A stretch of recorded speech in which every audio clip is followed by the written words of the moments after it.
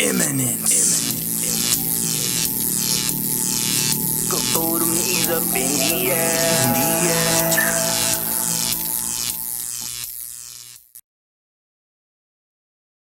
9, 8, 7. We have a go for main engine start. 4, 3, 2, 1, and liftoff. When you walk, put your head up. Yeah, the situation, man, it can change up. The enemy, he always trying to play us, cause he know deep inside he can't fade us. We royalty. We got 3 of them, y'all. Best believe we royalty. Shout out to B-More. Yeah, I'm a vote for life, baby. Best believe we royalty. Let's go. Yeah, when we rock. I've been waiting all week for some SFL action. On a big screen, I feel like I'm Ashley Jackson. Quarterback sneak, 4th and 3, man, what's happening? Touchdown, championships trying to stack up. I've been waiting all week for some SFL action. On a big screen, I feel like I'm Ashley Jackson. Quarterback sneak, 4th and 3, man, what's happening? Touchdown, championships trying to stack up. Rushing like a bullet into the end zone. Defense, hold up, no scoring in the red zone. Throwing up pick 6, I feel like I'm Josh Rowe. Throwing downs over the shoulder, think I'm Jack Winmo. I need me back to back, trying to be like Vulture. Cause a storm, cause I'm mighty, it's in the culture. Esports TV, YouTube, Twitch, SFL Live, tuning you don't wanna miss. I've been waiting all week for some SFL action. On a big screen, I feel like I'm Ashley Jackson. Quarterback sneak, 4th and 3, man, what's happening? Touchdown, championships trying to stack up. I've been waiting all week for some SFL action. On a big screen, I feel like I'm Ashley Jackson. Quarterback sneak, 4th and 3, man, what's happening? Touchdown, championships trying to stack them.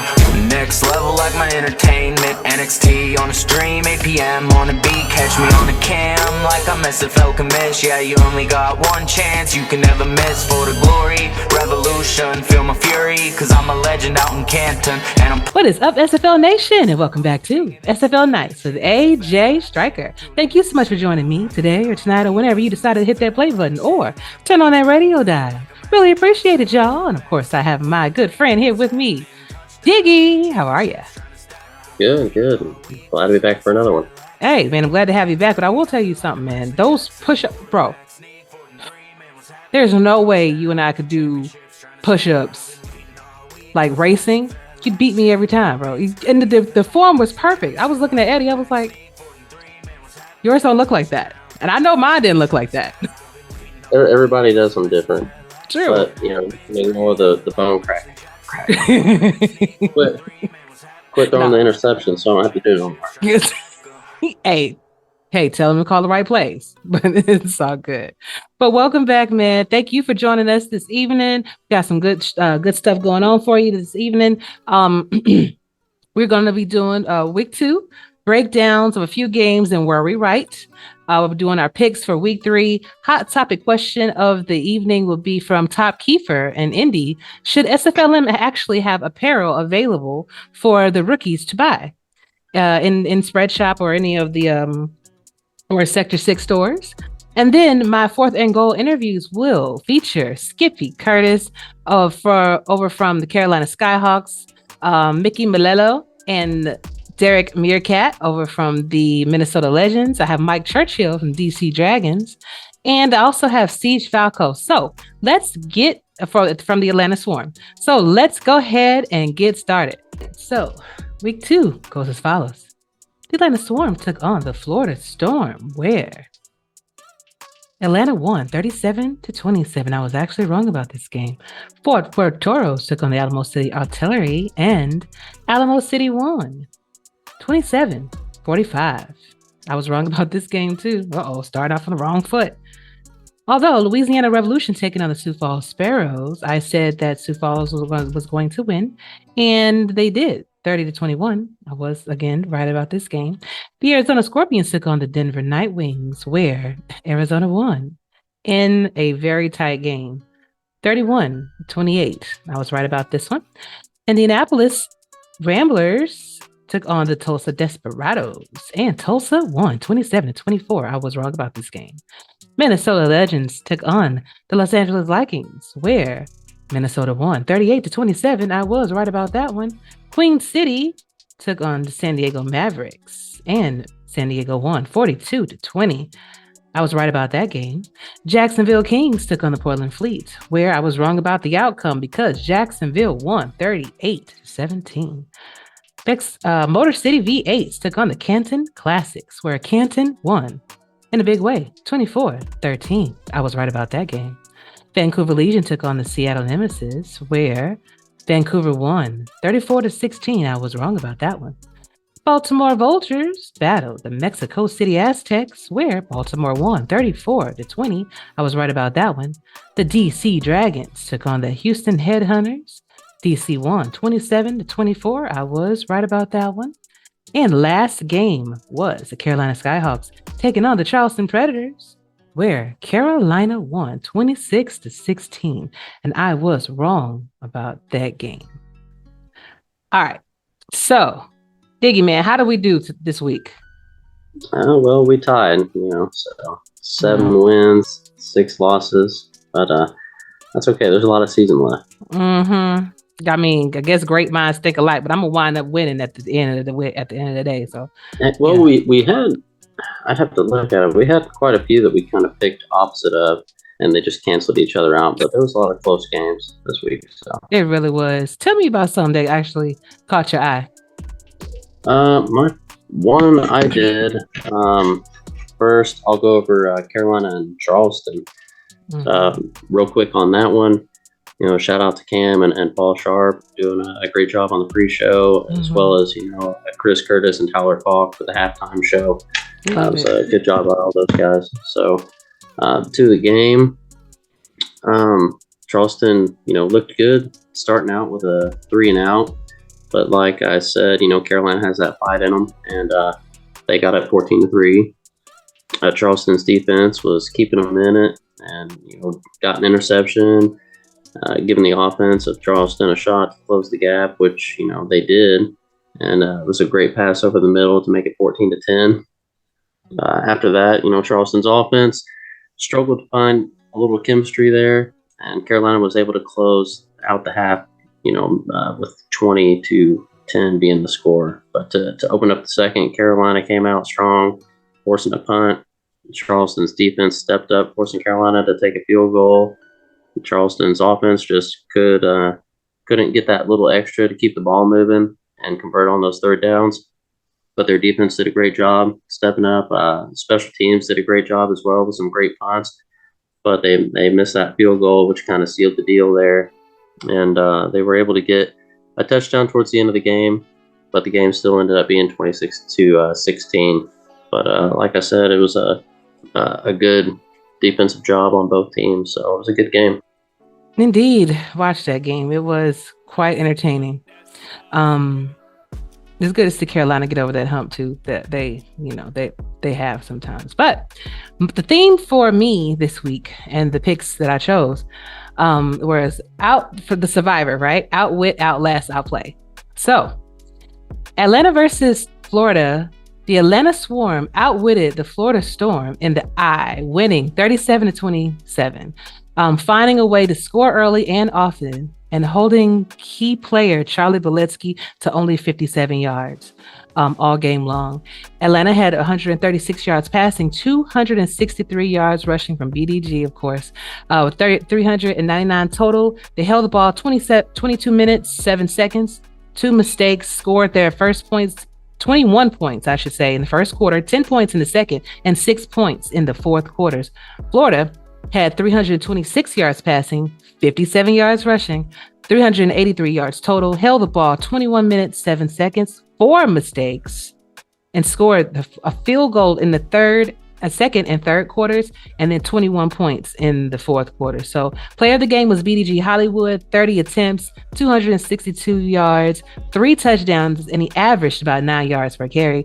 But Florida put up a good fight towards the end, and Adrian Blaine and Andrew Francis had notable interceptions from Bryant Dynasty, and Stephen Bush and EJ Minton both received touchdown passes, but BDG deserved all the accolades for this game for being someone that Bryant Dynasty could count on to make big plays and carry his team to victory, besides the defense, of course. So shout out to Moose Papineau 2 interceptions, Jack Napier and Jay Miraculous for their interceptions, but Jay also had a 40-yard pick six as well. Simply put, ATL had the better chess moves in the end. What were you going to say? I said, so when you said outwit, outlast, and outplay. Mm-hmm. You ever seen Survivor, right?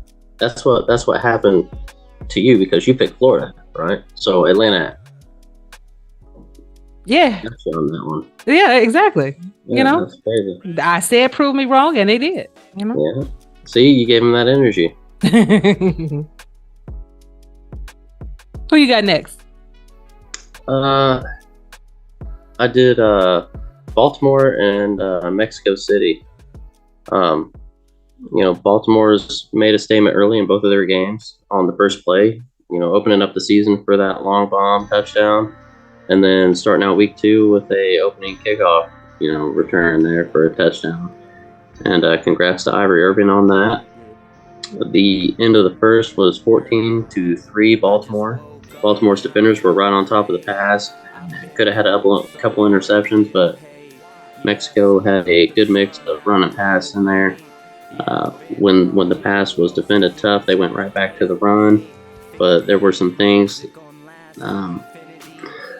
That are out of the coach's control when it comes down to it. They had some spots where they probably should have passed instead of ran, and that's not. I'm sure if the coach was making the play on the spot, they'd have called the other one. But it's just how the game goes, and Mexico's defense did a great job on some red zone defense. Forcing Baltimore to take a field goal. Sipe led the team down the field and was able to score in a 2-minute drill at the end of the first half, and ended up being 20-10. Starting the second half, Mexico couldn't get it rolling, and Baltimore didn't pull any punches, and they bombed it deep to Irvin and made it 27-10. Mexico came back a little bit later and threw a pick six, making it 34-13, but Sipe came right back out and threw a deep bomb, 3 seconds left in the end of the third to make it 34-20. So props to Sipe for not being afraid to come back out and throw the ball. Mexico's defense stepped up at the end as well, playing strong and holding it to the 34-20 to end the game. Mexico had a good game, but it came down to the mistakes in the red zone, the amount of sacks that Sipe was taking, and it was just the pressure. So I think they definitely had a chance. They could have won the game, but it's hard to control. Like they say, the coaches say all the time, you can't game plan for special teams. So that and the pick six, I think hurt them. But Baltimore was hitting on all cylinders, offensively and defensively, and yet again they're showing that they're still the team to beat. So indeed, it was a good fight by Mexico City. Absolutely, valiant effort, and Baltimore is a very tough cookie to crack. But that's what I liked to see from Mexico in that game was playing hard until the end.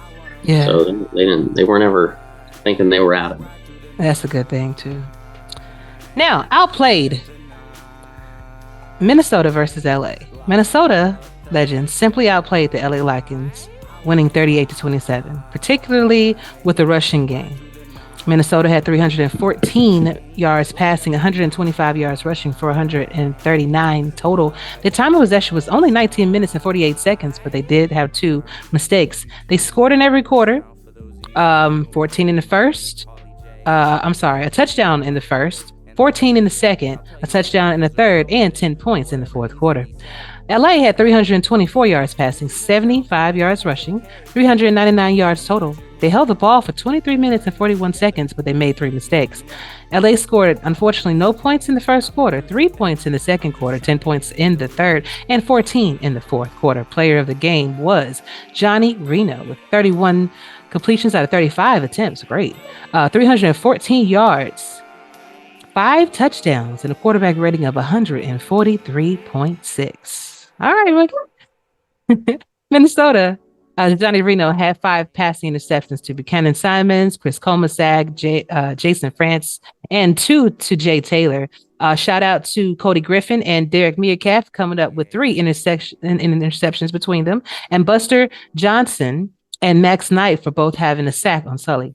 LA did have one passing touchdown to Chris Lee and 2 rushing touchdowns to Logan Jack, but the Legends also had third down percentages at 65% compared to LA's 50%, which ultimately I think helped Minnesota win that game. So, Diggy, who's your last game? Oh, you're muted.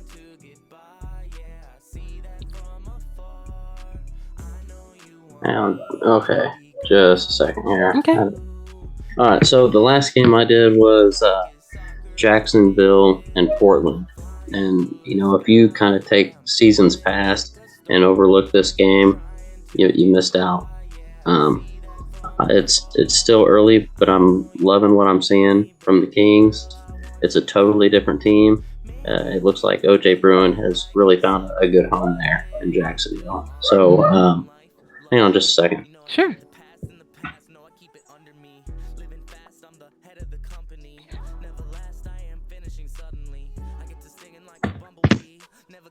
Oh, barking. I read your lips. So him and Ochoa have some great chemistry going on. Both defenses played extremely well. Had some great stops on both sides. Love had some amazing runs in there for Portland, but the offense was just needing to get a little bit more consistent for them. Let's see, it was 10-3 at the half, so that should tell you how close this game was defensively. Benjamin Warner had a great reception for the Fleet at the end of the third to get Portland their first touchdown. Let's see, he had some showboating there before he got in. And if it was me and my player, I'd have been screaming at the screen, just get in the end zone. Because I wouldn't want to mess up nothing. Okay. But Jacksonville, hollered right back at him with Ochoa scoring a touchdown to make it 31-10 at the end of the third. That just gave Jacksonville a bigger boost. Defense stepped up, just kept it going, scoring again on the fourth to make it 38-10. Israel Adams got the Fleet another touchdown late in the fourth, but it ended up being a final score of 38-17. And Jacksonville, they said, tied QCC for the most wins in the SFL with that. I think they said it was 120. So congrats on that achievement. It's a big accomplishment, which kind of leads me to the next question. I know it's still early in the season, and I'm going to need a couple more weeks, but is Jacksonville the real deal? They've done a lot of changes over there. It looks like a totally different team, like I said, and I'm excited to see what they can pull in the next couple weeks. I need to look at their schedule and see what they got coming up and everything, but if they can keep going how they're going, it's looking pretty good for them this season. Indeed, they'll be returning to the Jacksonville of old. They're always a contender, and in the playoffs and Final Four. So we'll see. Last game for me, Outlast, was AZ versus Denver. Ooh, I'm telling y'all, Arizona outlasted Denver, winning 31-28. It was not an easy win by any means. Now I'll explain why. AZ had 309 yards passing, 67 yards rushing with 376 yards total. We held the ball for 20 minutes, 31 seconds with 2 interceptions and 1 fumble, DJ. We scored 7 points in the first, 10 points in the second, 14 points in the fourth quarter. Denver had 328 yards passing, 136 yards rushing, 464 yards total. They held the ball 23 minutes, 29 seconds with 2 mistakes, scoring 14 points in the third quarter and 14 in the third and the fourth quarters only. So I was a player of the game. I had 33 completions out of 43 attempts, 306 yards, 4 touchdowns, and my quarterback rating is 107.6. Denver turned on the Jets towards the end of the game. And if there was a bit more time left, I was waiting for that. I know pat myself on the back. Well, we'll talk about that a little bit. If there was a little bit more time, the outcome may have been different. TJ Frosty caused a fumble, and TJ and Nick both were able to snag an interception. And then Bailey O'Shaughnessy actually had 125 yards and a couple touchdowns themselves. But the Arizona Scorpions outlasted Denver by padding the score early in the first half while stifling them to 0 points. AZ's O-line kept my jersey clean, allowing no sacks, and scored in key moments with 2 touchdowns from Connor Weston, 1 from TJ Punk, and a touchdown from DJ Moses. He had to make up for that fumble. But I also have to give shout out to Hunter Norwood and Parker Thomas for receiving 2 sacks as well, making things a little bit scary for Denver's rookie quarterback. So, I mean, it was a hell of a game to watch. If you were paying attention, you would know that even though Denver did not have any points in the first half, once that second half picked up and it seemed like they got the steam back in their engine, we were scared. Like, we were like really nervous. And Diggy, what happened with you?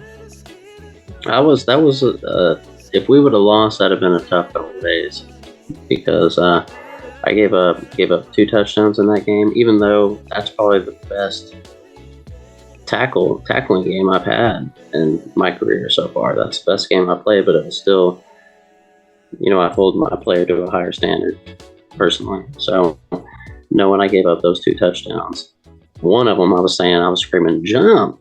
I followed the guy for like 30 yards. Jump. Take it. So the next time when they come across, I just ran right past him and then come back and my guy jumps. I'm like, now you jump?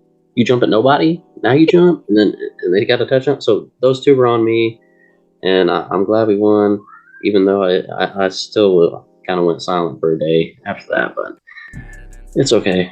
It's okay. I stayed a little bit later after practice, putting the work in. It won't happen again. Okay. Because it's going to be 40 for you if it does. No, I'm just playing. I'm messing with you. Week 3 picks, everybody. So Friday at 8 p.m., Arizona will be taking on Queen City. Of course, going with Arizona. I mean, we have what it takes. Defense, when they're firing on all cylinders, I'm sure Diggy's going to be there to help break up some of them passes. So, yeah, going with Arizona. What about you? I got Arizona as well. I would hope so. Yeah. QCC is doing some good stuff over there. They are. So it'll be a good game. It will be. But I'm going for Arizona. 8:15, Louisiana will be taking on Jacksonville. Ooh, so that's going to be a fantastic game. I'm going to let you go first. I'm going to roll with Jacksonville until they prove that I shouldn't. And what I've seen in week 1 and 2, I've been impressed with. Like I said, it's a totally different team.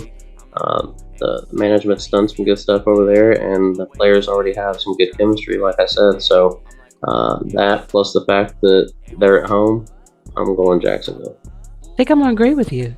They do have that energy, that fire inside. So we're going to see if it continues to burn. On Saturday, 1 p.m., Las Vegas Fury will be taking on the London Knights. I think I'm going to go with Las Vegas on this one. Johnny, great quarterback. He loves to throw the ball just like I do. If you throw against Las Vegas, they will be catching the ball. I know for a fact. So going with Las Vegas. This one could really go either way. Mm-hmm. London's got to get that win, sometime soon. So I'm gonna pull for London on this one. Okay. I think they'll pull it out this week.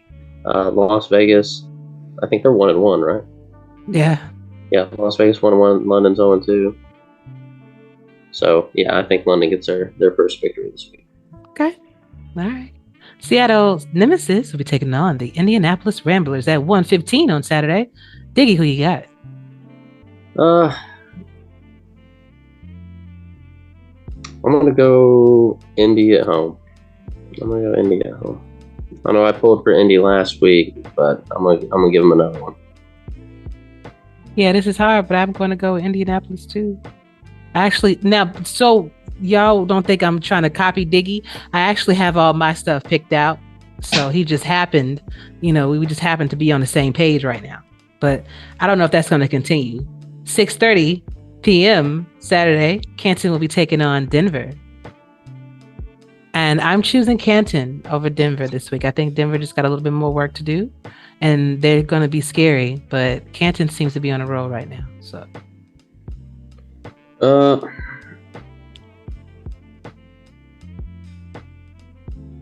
I'm just going to keep this short and say Canton. Because I'm not going to go too deep into that one. I don't want to. Yeah. Okay. Gotcha. San Diego at 6:45. San Diego Mavericks will be taking on the Motor City V8s, and I am going to go with San Diego Mavericks on this one. They're just on a roll right now, and Motor City is still in their growing phase. Not to say that they can't do it, but they are still trying to work things out offensively. So, I think San Diego is going to take this. I'm going to agree with you on that one. San Diego has a really hot hand right now, and they're kind of another one that's looking like a totally different team here. So, Motor City, as much as I would like for them to pull out a win, we know they can do it. They've got the team to get stuff done. They've got the talent. It's just putting the final pieces together. And I'll see who they verse next week. I may be picking Motor City next week, but for this week, I'm going to go San Diego. It's just too, I don't want to say it's not able to be done because any game can go either way. Mm-hmm. But San Diego's got a lot of firepower they're bringing. So. Indeed. 9 o'clock, Baltimore Vultures will be taking on the DC Dragons. D. I know you're going to pick Baltimore. Yeah. You're going to pick Baltimore. So the Baltimore games shouldn't even count on this thing. But they can lose. Hell, we beat them before, so they can lose. Yeah, well, I'm going DC on this one. Okay. Because DC faced Baltimore 3 times last year, lost all 3. They do not want to keep that rolling. So yeah. I think they're going to put a little bit more work in this week. And DC's proven so far this year they're more than Kevin Say. They can throw the ball on you too. So we'll see what happens here. I think they got a couple little things they need to tweak as well. But I'm going DC over Baltimore. Nobody wants to go 0-4. Indeed. So. Portland Fleet will be taking on the LA Lycans 9:15 p.m. on Saturday. Biggie, who do you have?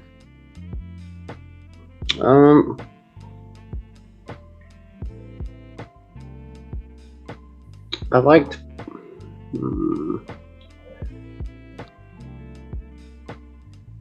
Something's telling me to pick Portland.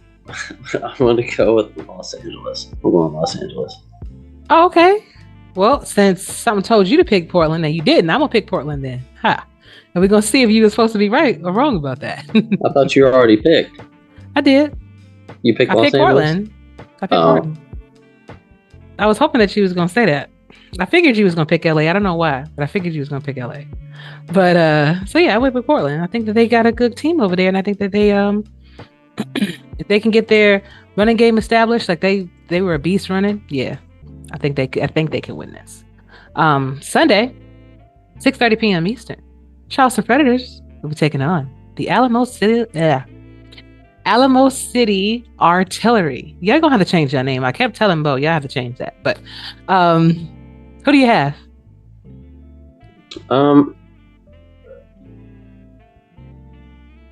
If Charleston can get this offense clicking a little bit more, I'm going Charleston.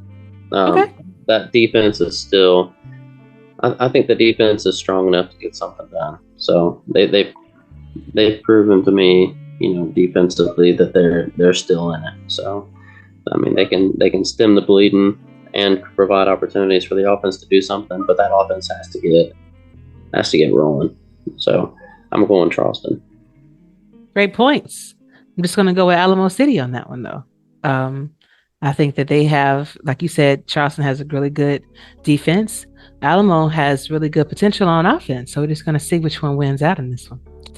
6:45 on Sunday, Tulsa Desperados will be taking on the Florida Storm. And I'm actually going to go with Tulsa on this one. I think Florida struggling a little bit. They have a great offense, Hall of Famers on both sides of the ball, but right now they're just struggling. So I think I'm going to roll with Tulsa.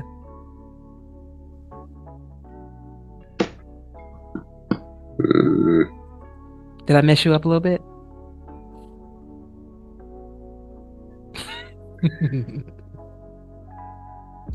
It's going to be a good game. I'm struggling picking one of these.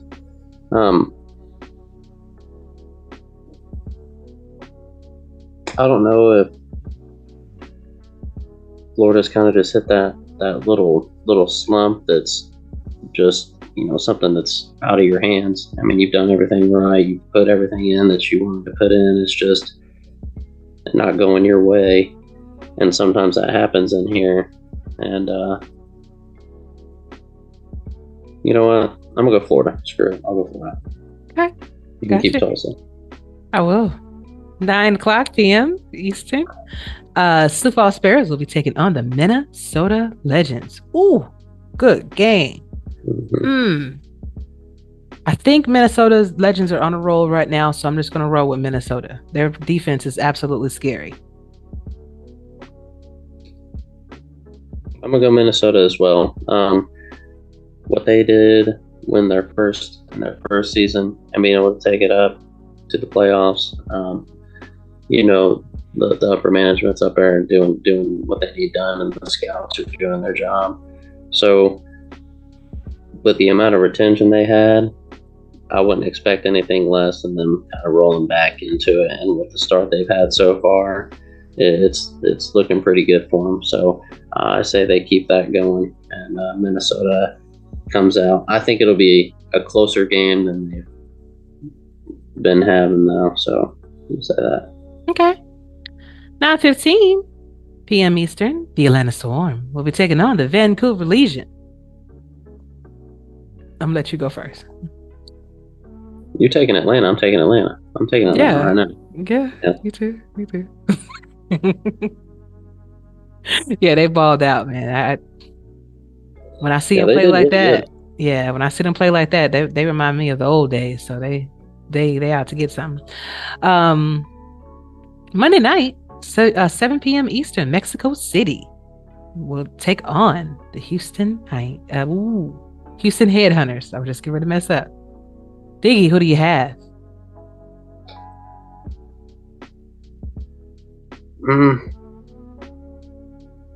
This will be a good game as well. I'm going to go Mexico City, and I think that Saib is in a good system as well over there. His players look pretty good, better than seasons past. So I think he's in the right system where he's at, and has a good place in Mexico City. So I think they continue to critique the little things. Is if he can take care of the ball this week with Mexico City, I think they pull out the win. But it'll be a good one. I agree that Sipe is definitely in a seemingly better situation.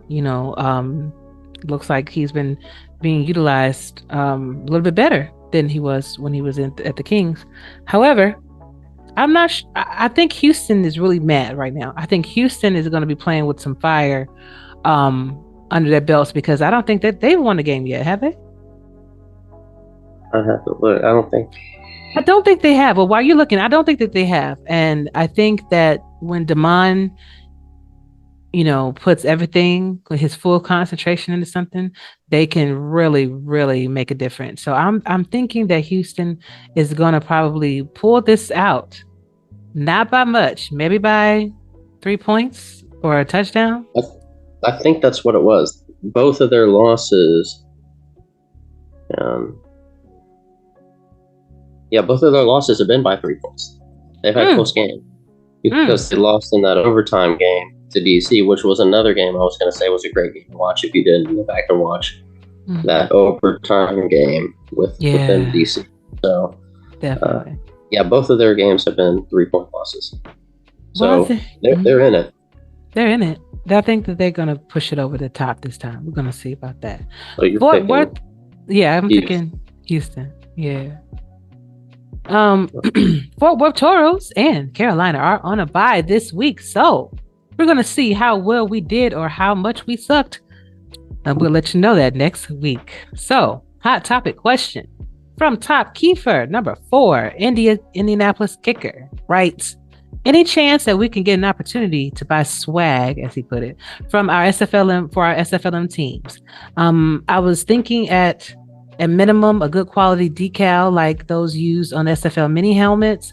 Or another idea was a sticker or a badge with a team logo and season number for use with apparel and mini helmets. What do you think about that? I mean, you participated in the SFLm. Would you have purchased something if it was available to you? I think it's a good idea. Mm-hmm. Like was somebody brought up in there, the SFLm guys don't own the team. True. They don't own that. So the league does, but that's just another chance for the league to generate some income. There's enough love for alumni. I still pull for Madison. Of so course. I mean, if it was just something small, like the shop doesn't have to be big. Like he was saying, if it was like a little sticker, a mug, and a basic T-shirt, you know what I'm saying? It doesn't have to be huge, a huge broad amount of stuff. There's no need to get as detailed as some of these other stores that teams have. It's just they're going to have to understand it's the basics. Hey, there's a T-shirt you can get. There's a coffee mug and a sticker. So I mean, there's enough in there for that. I'm sure people would buy a T-shirt. And like I said, there's still, how many people do you see from the pros watching some of the SFLMs that pop in and say, hey, I'm rooting for, Skinny even. Skinny's always dropping, oh, this team's the best. No. Mm-hmm. Indeed. And So as much as you love Madison, you'd probably buy everything. All right, no, that takes money, which I don't have. Oh, no, stop it. But if you had some. Maybe one day. Yeah, I'll start, scrounging the parking lots for loose change and see if I can get something up to get a T-shirt. Oh my God. I agree though. I really agree that they should add like a little special section for the SFLN. You do have a nice following. Like you said, like you mentioned, alumni, I'm sure, will purchase some. You have the actual players that are just coming in that want to represent their team in a good way. And, and I think that's a good idea. So Cam, you might want to consider it.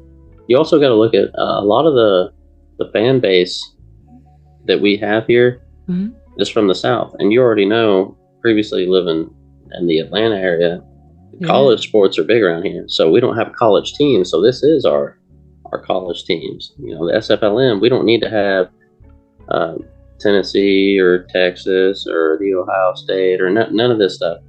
We got our own.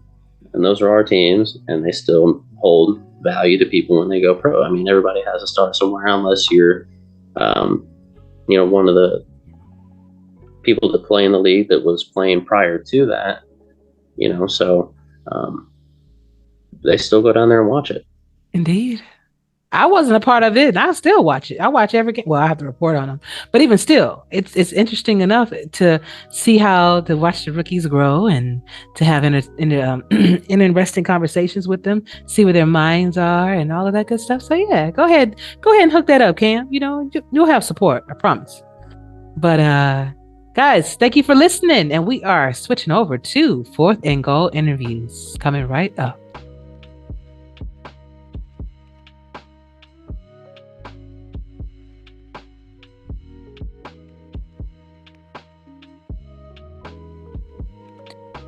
All right, and welcome back to my 4th and Goal interview featuring Mr. Mike Churchill. He is wide receiver for the DC Dragons. How are you doing tonight? I'm doing well. I'm doing really well. We're happy we got our first win of the season. Yes. I'm glad I was able to be a part of it, make an impact, as they say. Long touchdown reception at a crucial time, kind of really put put them against the wall. They were able to answer back, but overall, you know, we won the game. It's just really, really good game. Good game all the way around. Indeed, exciting times, especially when you have those nail biters. But we're going to talk about that in a second. I would love to get to know you because this is your first time on the show.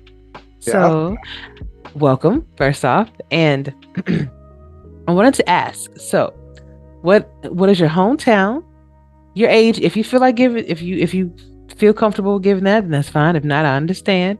I said your hometown, one interesting fact about yourself, and your favorite NFL team. Okay. All right.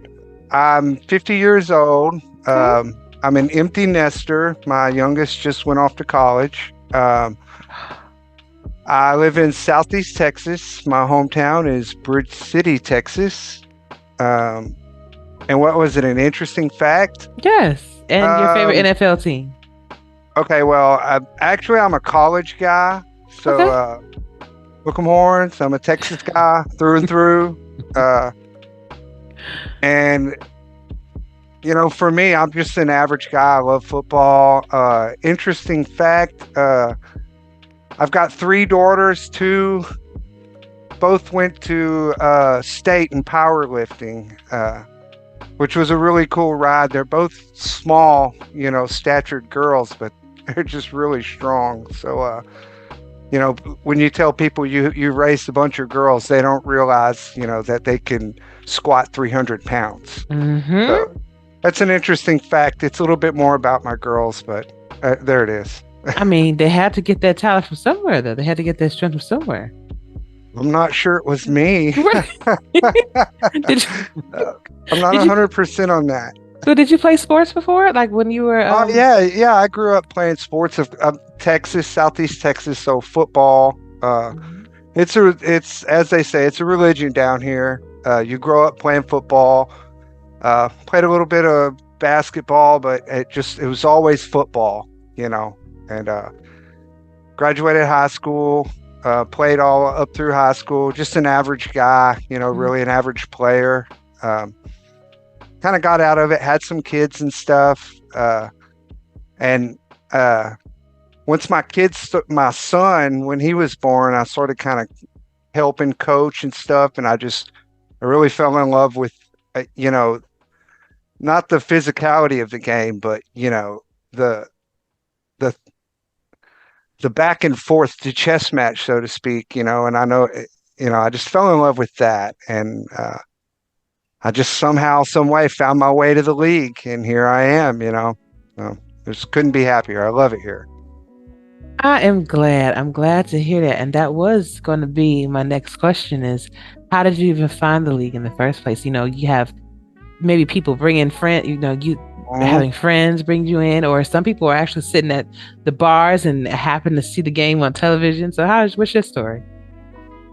Okay, so my story, so it goes like this. I've always loved video games. I was always, of course, Madden, you know, and kind of got burned out playing online and stuff. So I can't even remember what Madden it is, but I kind of got into doing these Sims, and I thought I was doing this really revolutionary thing, you know, I'm doing these Sims, whatever. And I'm scrolling around one night on YouTube and something pops up, and it was an SFL game. And I just clicked on it. I'll never forget it. It was BDG Hollywood. And he busted a long run. And when they said his name, I was like, okay, that's not a computer generated name. That's a guy. And it really it sparked my interest instantly. So, of course, I clicked on the next game. And I started figuring out, you know, what's going on here, who's who, and I didn't know the rabbit hole went that deep. You know what I mean? You're right. Because once you go into it, and it's not only what's going on, there's a minor league, there's a history, there's championships, there's rings. It's just like, you know, I've always been a huge football guy. I've always been a kind of a little bit of a video game nerd. And I was kind of doing this simulation thing, and I thought I was doing this cool thing on my own, and I just stumbled into this entire league, this entire group of people who are like-minded, and it just sucked me right in. Easy I to was do. absolutely. I was actually in another league, which we won't name, but I met this guy over there that I befriended, Eddie Diggs, and he recruited me onto a college football team in another league, and we hit it off. And I started telling him about this other league I'm in. And I'm like, man, this league, I was a Madden guy. I didn't even really mess with 2K. Mm-hmm. And I knew it was a good franchise. I knew it was a good game, but you're just, usually one or the other. And I was a Madden guy. And college football, that was my big one on PlayStation. But anyway, I just kept talking to Eddie about it. And I was like, man, you got to come over. You got to come over there, And that other league we were in, it was kind of going a little bit. I wasn't happy with it, the way it was organized. And it was just the more time I spent in the SFL, the more organized in the people, mainly the people, the like-minded individuals who love football. And it sucked me in. And then I sucked Diggs in with me, so here we are. A couple years later, we've formed a really good friendship outside of the league, which I'm thankful for. I've done it with several people in the league, and I'm thankful. I would have never met any of these people any other way, So it's just an awesome experience. Indeed, that is genuinely how it goes, and I appreciate the melting pot of different people, different backgrounds, different ethnicities, living in different parts of the world. Time zones, everything. You know. Yeah, it's awesome, and it's the common thread is that we just love football. That's it. I told someone I was at a family get-together the other day, and I'm always talking about it. People don't understand what I'm doing. They think I'm playing a video game. And I'm always talking about it, and I'm just like, it's just good football. Mm-hmm. And if you like football, I mean, it's really easy to forget you're watching a video game, especially when you're invested. Indeed. This past just tonight, I mean, I'm usually about 3 beers in, so I knew I had an interview, so I decided to stay away from it. But I normally like to have a couple of beers. This is a big game for us. Good night for DC. Yeah, well, you deserve a drink after that. Yeah, exactly. Exactly. During the games, we all get in the locker room chat. Destro hosts a chat, and we all get in there. So we get to do the play-by-play with the owner of the franchise. And, we've become friends, but it adds just another element. Because now we're all in this room together sweating it out. And I'm telling you, we were sweating it out. 100% we were sweating it. I bet. And I was catching bits and pieces because I was doing a little bit of editing for PGI. And when I looked and I saw you guys score first, and then I saw what seemed to be, a really close battle. You guys are still ahead. Then I looked around and it was tied up. I was like, uh-oh.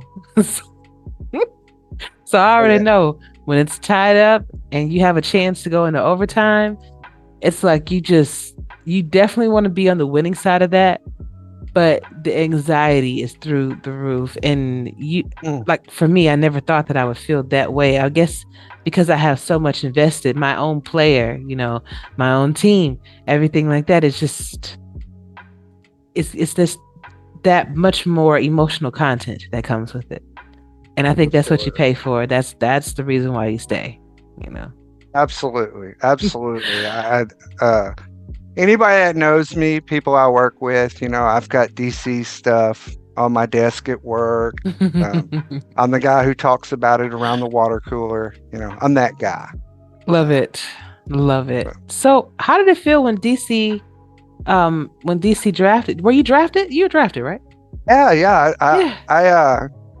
So funny story. I was in Memphis, and Hubba Kimbrell was our coach, and he was the tight end at QCC. Mm-hmm. And I honestly didn't think, no one ever called me, nothing. Like, no one ever called me or anything. And the night of the draft, I was watching it, but I wasn't expecting anything. And Hubba was like, hey, we're thinking about maybe, a number 4 wideout. And I'm like, oh man, that's awesome. Because no one had talked to me at the time. Mm-hmm. And so it starts kind of coming down to it, and it might be the 3rd round. I can't remember, but he texts me, and their pick's coming up, and he messaged me, and he's like, hey man, I think we're going to pick someone else. So I'm like, okay, that's cool, and just in passing, he was like, you should just reach out to some teams. So that's exactly what I did. It's the second night of the draft, and I just started reaching out to people. Mm-hmm. And I didn't even really have a rhyme or reason, like what team. I kind of was just like, they got a cool uniform, they got a pick coming up sort of thing, And I reached out to Destro, and we made contact with Molinox, and I talked, I did a little bit of scouting in the minors. And I kind of started bringing up that, hey, I've got, I've done a little scouting, and I think that piqued their interest. And it was a really quick process, but they picked me. They drafted me. And it was funny because I'm pretty sure I wasn't on anybody's board. I'd be amazed if I was. Because I didn't play that much. I didn't really do that, make a bunch of plays or anything like that. I was just a really average player, just really learning the league. And I didn't, like I said, I didn't, no one reached out to me, and I didn't really reach out until the last minute. But it was kind of a good fit. And when they drafted me, it was like 4 guys on the panel. And I don't know what they were expecting, but when they drafted me, one of them kind of like smirked, like laughed, like, who is this guy, And I remember thinking, okay, so, but yeah, it was out of nowhere, and it happened pretty quick, and I was just so grateful that hey, we're going to take a chance on this guy. And I've just, from that moment on, I've just started kind of really just trying to help the team, do some scouting, just any little thing I can do to help, reminder and progressions, really good positive attitude in the locker room, just be vocal, be positive, and I just slowly started kind of working my way up, and, they've taken me right into the fold, and it's just a wonderful, wonderful organization, man. I just couldn't be happier. I'm glad to hear that.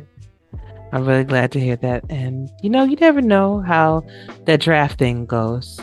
Sometimes you think you're going to go earlier. Sometimes you think you're going to go to a specific team, and it doesn't work out that way. I mean, I was playing, I was a wide receiver, and I was a defensive end when I was a rookie. Well, when I first joined the league, that's what I wanted to be. But I was offered the position at Tulsa. Dion came to me and was like, hey, would you like to be the quarterback? And I was like, you sure? He was like, yeah. I was like, oh, okay. So draft night, we surprised a lot of people too. And there was a few smirks. They were like, yeah. But I mean, if you just progress, yes, do your thing. Yes. And just stick with it and trust the system that you're a part of. Everybody here wants to win. It's a really competitive league, and you might gain a couple points here or there, but it truly does add up. I can remember watching myself as a rookie, and then I see myself tonight score this long bomb, and it's like that rookie wouldn't have done that, I don't think. And here we are, and it's a process, it's a commitment, and it's just, the people in the league make it easy to be here. You want to get up in the morning and just hop in the locker room. Hey, what's up, morning DC? You want to be a part of it. So it's great. It's really great. Awesome. Now, I don't know if you know the history of DC, or maybe if you had a talk with Destro about this, but I was wondering, and I meant to ask him the last time I talked to him, was the DC Dragons, was that inspired by Bruce Lee, Enter the Dragon? Is that like one of his favorite movies or something? Okay, I don't know if it's the inspiration of it all. Okay. But if you know Destro, there is a Bruce Lee streak running right down the middle of that guy. He's absolutely influenced, maybe possessed by the spirit of Bruce Lee. I'm not real sure. But yes, Bruce Lee is a part of our locker room. Nice. A welcome member of the locker room. So. Well, if you had to have an inspiration, that's a very good one. I love his quotes, even the way how he looked at the world, and things, and even defeat, his thoughts on defeat, everything, it just very, very intelligent gentleman. Lost him too soon, but so do you aspire to be in any other position or help out with the team or even the league? Any other aspects, such as like maybe coaching or like maybe doing broadcasting or being a statistician, anything of that nature? Okay, well, I've done some dabbling already. So I've scouted in minors. I scouted a handful of years in the pros. Then I kind of moved. I kind of got moved up a little bit in the organization, and I started kind of helping out on like talent scouting for the draft. The last two drafts in DC, I was pretty involved in, which is a really fun process. And, you're kind of proud. You feel like their parent or something. When that's the guy I drafted. That's my guy. That's my guy. So I've had 2 seasons of that, and then last year, I just out of the blue, I answered a call in the SFL minor league general. They were looking for a defensive coordinator in Tacoma, and I stewed on it about 2 or 3 days, and I guess no one ever responded to the chat, so I reached out, and sure enough, I got the job. So I learned on the fly last year as a defensive coordinator. We gave up a lot of yards, but there's no way to do this without, you can't watch videos. You have to do it. You have to get in there, and you have to take some lumps, and you have to give up 200 yards rushing, and it's all your fault because you called the play. But if you don't do it, you're never going to go any further. And I listened to an interview one time, and I'm not sure who it was. I'm sorry, I forgot, because it was a great quote by one of the, coaches that have been in this league a long time, and he said that this league is a coach's league, and you have to really put in the time. This game is again, the rabbit hole reference. Once you start going down this thing, it's just a lot to take in and a lot to do. And the only way to do that is put yourself in those positions. And if win or lose, just put yourself out there and get that experience. And that's what I did, and the results obviously weren't exactly what we wanted. We weren't able to make the playoffs in Tacoma. I gave up a truckload of yards on defense, but we had some big turnovers in big games. We had some big stuff, like the scheme was there. You could see it. It was just a matter of tweaking it and making it better, and that just comes with time, I think, and experience, and networking yourself and getting to know other guys in the league and picking their brain a little bit, and I've made some friends. I'm friends with another one of the minor league coaches. We talk, and try to help him out. And he'll throw me a bone, I'll throw him a bone. And that's how I'm learning. And, it's just the first step, I guess. And at some point, you start easing yourself into a pro defense. and put in the work and try to start coaching at the pro level, because that's where we all want to be at the end of the day. That's right. I want to be better than the best guys. That's right. So it's just, you got to start somewhere. So here I am. Indeed. And you have the will and you have the spirit and the drive to do so. Like you said, it is a lot of work to be a coach, even more if you want to be a good one. And yes. It is we're thankful as players on the teams, to have our bills and stuff utilized in the way that we're happy, because we can hear our name called on the field and we're getting the stat lines and things like that. But we also want it to be important pieces in a conundrum that you guys are making and trying to figure out how this chess moves. So how this person is going to move, and you have to try to be 4 steps ahead. And then if you want to add APF, and sometimes the tricky moves it makes, you never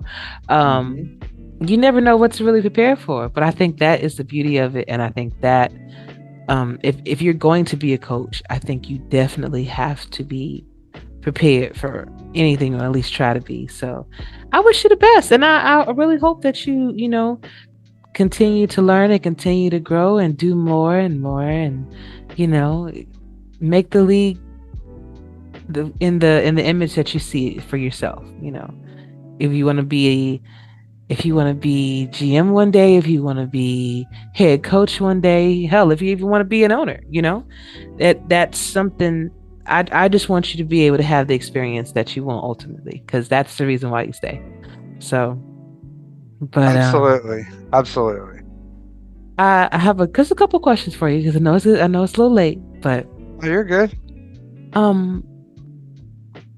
What is the most important aspect of being a dragon? So let's say if you have a bunch of rookies that just wants to join the Dragons, but they want to know what is the most important part of maybe being a part of your locker room, or maybe the philosophy that you guys are that Destro has. What would you want people to know? It's trust the system, and progress. Progressions are so important, and you might only get so many points a week, but those little points, they add up so much. So, the progressions, just trust the system, and, just try to be a positive, try to be positive in the locker room. I've been fortunate enough not to have to share a locker room with someone who's, might, maybe have a bad night or whatnot, and feel like they need to voice their opinion in the locker room. And I've heard stories about, I was in a locker room with a guy, and he complained a lot, and you just got to trust the coaches, and just make your progressions. I try to say at least once a week in our locker room, we get better together. Hey, let's get our progressions in. We get better together. And just trust the system. I was 3-9 my first 2 seasons, and you got to learn to lose to know how to win. And to stick it out through 4, 5, 6 game losing streaks, and you just stick it out, and then to see the gradual build. It's really rewarding.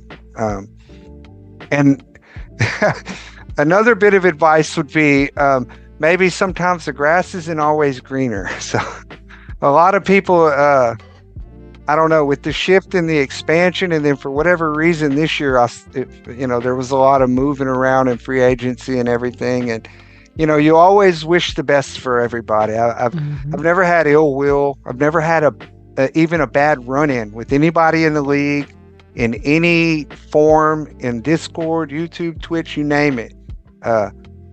But sometimes you just, people, they'll oh man, I'm going to leave and go over here and we're going to win a championship or whatever, and people start jumping ship and stuff like that. That's everybody's right. I'm not that kind of guy. So that's my personal advice, is just see it through and stick it out. Find a good team, a good owner, and just stick it out with them, and everything's going to be okay. And even if you don't win a championship, you're going to have a whole hell of a lot of fun along the way. So, Indeed. I think that's very important too. Fun questions for you. 2. What is your perfect pizza? Go from the crust to the sauce to the toppings. Okay, super simple, very simple. Okay. I'm from Texas, so a good Chicago deep dish. Yes. That's it.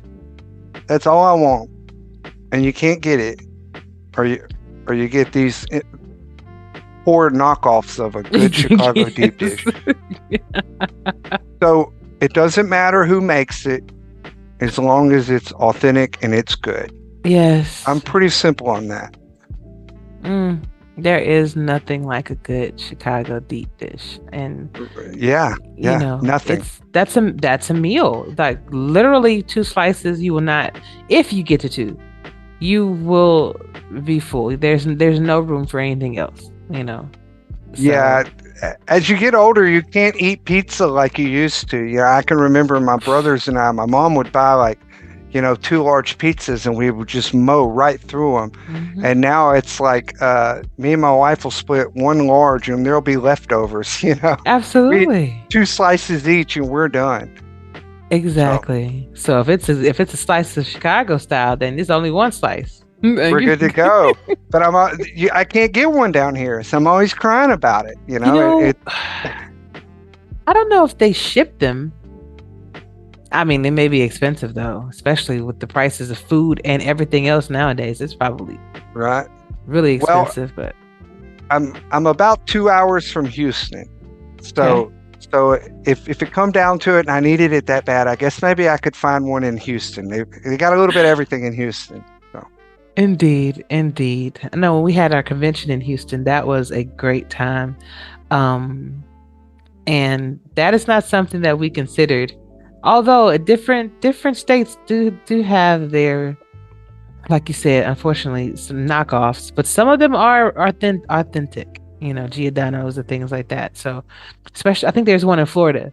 They said that was just like home. So, hopefully you'll look up, and get that. But my last question for you tonight, because I know I believe that I'm gonna have you on my show, a lot more now. If you had a chance to have dinner with one person, or you can do 2 people, anyone that is no longer with us, or that is with us, that's famous or not, who would it be and why? I've had some very interesting, while you're thinking about it, I had some very interesting answers from grandparents to other immediate family to Socrates and Solomon. That's where my mind goes to. Really? Okay. I was thinking Nikola Tesla. Really? He took a lot of stuff with him to the grave, and that would have impacted the world. It would be interesting, maybe to just pick his brain a little bit. And then another one would probably be like Plato, Socrates, Pliny the Elder, one of these great philosophers from deep past. That it would be something along those lines. I'm a history nerd too. So, okay. Yeah, I'm a typical 50-year-old man. Okay. So I go to bed early and I eat my vegetables and I'm into history. Hey, and football. There you go. Football. Yeah. So that's my obsession, I think, is football. So nothing wrong with it, Not good, clean fun. There you go. Especially when you don't have to really go out there and take those hits. Yeah, it's definitely fun. Right? It would be nice not to have to feel the strain and the pressure and just sit back and enjoy a game. Sometimes it'd be nice to know if you won or lost before you even started watching the game, so you wouldn't have to go through this 60-minute hell session. I just want to chill out, drink a beer, and watch some football, and score a touchdown. That's all I'm asking. That's all I'm asking for. So you got it this week, though. You got it. Yes, I did. Yes, I did. Yes, I did. And actually, I was open on a play before that. Mm-hmm. And we were in the locker room, and I was like, "Wow!" As soon as they snapped the ball, I'm like, "I'm wide open. I'm wide open." And they threw a little dump to say, and I kind of registered it in my mind. It was like, man, if we run that play again, and sure enough, they ran it. Mm-hmm. So it's really super exciting time. It was heart pounding up into the moment we lined up and we brought Pauly out on the field. Because that dude is automatic. He's like Sunrise. Automatic. You can count on him. I love it. At golden foot. 100%. So. All right. Okay. I know I said that was the last question, but I always do this to my guests. I'm sorry. But who are you looking forward to playing on your schedule this season? Is there a team that you're really excited about? Or is there a team that you're kind of like, not sure if we're going to pull this one out, coach? Okay, well, every year when you get your schedule, that's the first thing you do is you go down the schedule and it's like, okay, we're going to do this, this, this, and this, and we're rolling to the playoffs and do it, I think we're the only team in the league that has the pleasure of playing Baltimore twice a year. But to be the man, you got to beat the man. And that comes with opportunities, and we're taking our lumps, and that group they're a good group. I've played them three times last year. And so I've been in the chats with them, and they're just a top-notch group of guys. Like, they'd be pounding you, but they're still gracious. You know what I mean? They're just good guys. They are. And no disrespect, just always good games. So the Baltimore games you always have to mark on your calendar. But this year, I have a new one. My wonderful friend Eddie Diggs went to Arizona, and of course we play Arizona this year. I think it's the first game on the backside of the season. We'll be coming off. I think we're coming off a bye. I'm not sure, but I've already told Eddie I'm going to cheap shot him when he ain't looking. He's already told me don't come across the middle, so the lines have been drawn. And I've got that one marked on my calendar. So obviously the game against my good friend Eddie is important. And I would say those are the ones. The Baltimore games, obviously, because they're in our division, So the championship for us, for DC, the championship rolls through Baltimore. You have to go, and you have to go out, and you have to beat Baltimore. Hope you can split the season series, because you're pretty likely you're going to run into them in the playoffs. Indeed. So you need to win one in the regular season, split the series. But all credit to them. They've cracked the code somehow. And it's just, as a person who loves football and all things football, I hate losing, but I dang sure I like watching those guys play football, and I like game planning against them and taking my lumps, Indeed. Because that's the only way you learn, That's right. So Baltimore and Arizona, those are my picks. And y'all better take Diggs' ankles extra tight that weekend. because I'm coming across the middle and I'm taking him out. Okay. Okay. I mean, that's going to be kind of hard, but hey, Yeah. Hey, we promised not to talk about injuries, so I'll stop right there. Because as soon as you talk about it, it happens. It happens. You're So- right. So I take back everything I said. I only wish y'all the best, and I hope that everybody's as healthy as possible on game day. Oh yeah, that way it'd be a fair fight. You could Absolutely. lost half your team. I'm looking forward to it. I'm looking forward to it too. It should be a good game to watch, definitely. It should be. And I actually should have both of you on the show after that game to have a nice little conversation about it. How Okay. no matter how it shakes out, That's right. That's it. Hey, that's right. No matter how it shakes out, I mean, it's what it is. It's what it is. So, Exactly. Exactly. Well, Mike, thank you so much for being on. Thank you so much for staying up a little bit late with me tonight and being able to get this done. But before I let you go, two things. Do you have any questions for me? no, not really. Not really. Maybe when I get, maybe next time I come on the show, I'll bring a list with me for you. How's that sound? That sounds good. I'll be happy to answer your list, dear. And I also want to give you the last word. So that can be a song, that could be a poem, or just a simple shout out. Right now, Mike, the floor is yours. Mine's actually pretty simple. I would like to wish my dear wife, Brandy, a happy 43rd birthday today. Oh, man. And I told you I was going to score for your birthday. I told you I was going to score. So happy birthday, Brandy. I love you very much. Wonderful. Happy birthday, Brandy. Oh, you think she's going to join the league too? I keep trying to tell her, I keep trying to get her into it, but I don't think she's there yet. I really don't think she's there yet. I've really been trying though. Tell her to come see me. Well, don't worry. She'll be on a team next season. It's all right. Yeah. But Right? Mike, this was fun.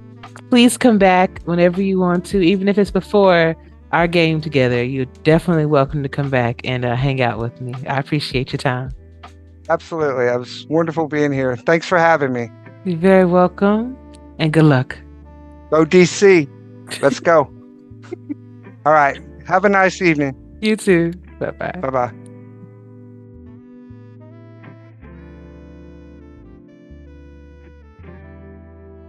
All right, tonight on PGI, I am joined with one of my good friends, Mr. Siege Falco. He is the GM as well as wide receiver. Wide receiver, right? Yeah. Oh, Yeah. No, you're good. You're good. All right, take two. Okay. What is up? Thank you for joining me on PGI, where I am with my good friend, Siege Falco. He is the GM and wide receiver for the Atlanta Swarm, who had a very big win tonight against the Florida Storm, 27-37. Brother, how you doing? Oh, I'm doing great. It feels good to get that W. I bet it does. But, you guys won in such a dominating fashion. Was this a personal game for you guys? Oh, yeah. There was kind of some things that went on in the background. I'm not going to get too far into it or call anyone out. There's good people over there in Florida. I got a lot of respect for Mighty and Art and EJ. There's a lot of good people over there. But especially being a divisional game, we had to step up and prove that, we're going to lead this division this season, because we're here to prove a point. Like, we're a playoff caliber team again, like we're going to the championship. Hopefully. There's so many good playoff teams that it's honestly like a coin flip. Like with Arizona and Baltimore, like championship, like that overtime, you couldn't have had it go any other way. Like it probably would have gone in the 3 other overtimes. Like if you run that back, like it was intense. Indeed. And you guys are, you guys are no laughing matter. You guys are a very tough team, and congratulations on your win. One more question. What do you think the key to your success was this evening? It's got to be BDG Hollywood. He was running all over that field. He had like 200 yards in the first half. Like he just said, "Give me the ball," like the beginning of the game, and we just said, "All right, like take it. Like you're clearly doing the work." Like I maybe got 3 or 4 catches. Like I'm happy because I had my people eating. The defense was on fire thanks to Swole, and I mean, air traffic control was all over the field. Like it's great to finally see our rookies and even our veterans finally get some love, and even our offensive linemen. Eddie Gage and Damon. I think he was on the call too. Damon. Damon. Yeah. My bad. But yeah, they did such a great job today, and I just appreciate that's team. I mean, it's just nice to have, people that really care about the team and the success. Good stuff. Siege, I'll see you next week on the field. Thank you for your time, brother. Alrighty, you have a good night. You too.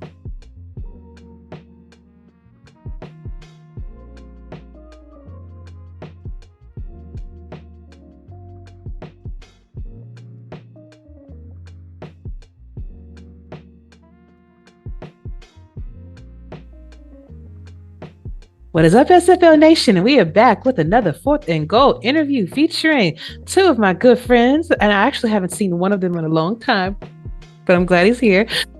I have here with me kicker Mickey Melillio and strong safety Derek Meerkat from the Minnesota Legends. Hey.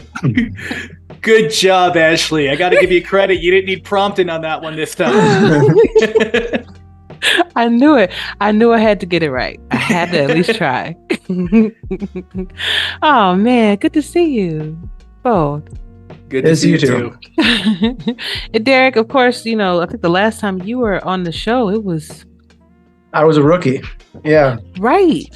And you asked me for one of my goals and in the next year, and I said that I wanted a PS5, and I accomplished that goal.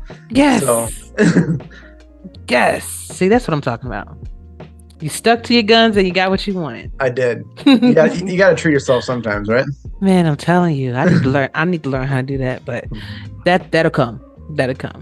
But welcome back. I want to know what's been going on with you, like in your personal life, before we get into all the SFL stuff. Like, how have you been in real life? And I'll start with you. Good. Oh, sorry. You go Mickey first if you want. No, it's fine. You can go ahead. It's okay. Go ahead, Derek. You take over. Great. My daughter she's in 5th grade now. She's halfway through 5th grade. She'll be starting middle school next year, which is a little scary. She needs to slow down. Mm-hmm.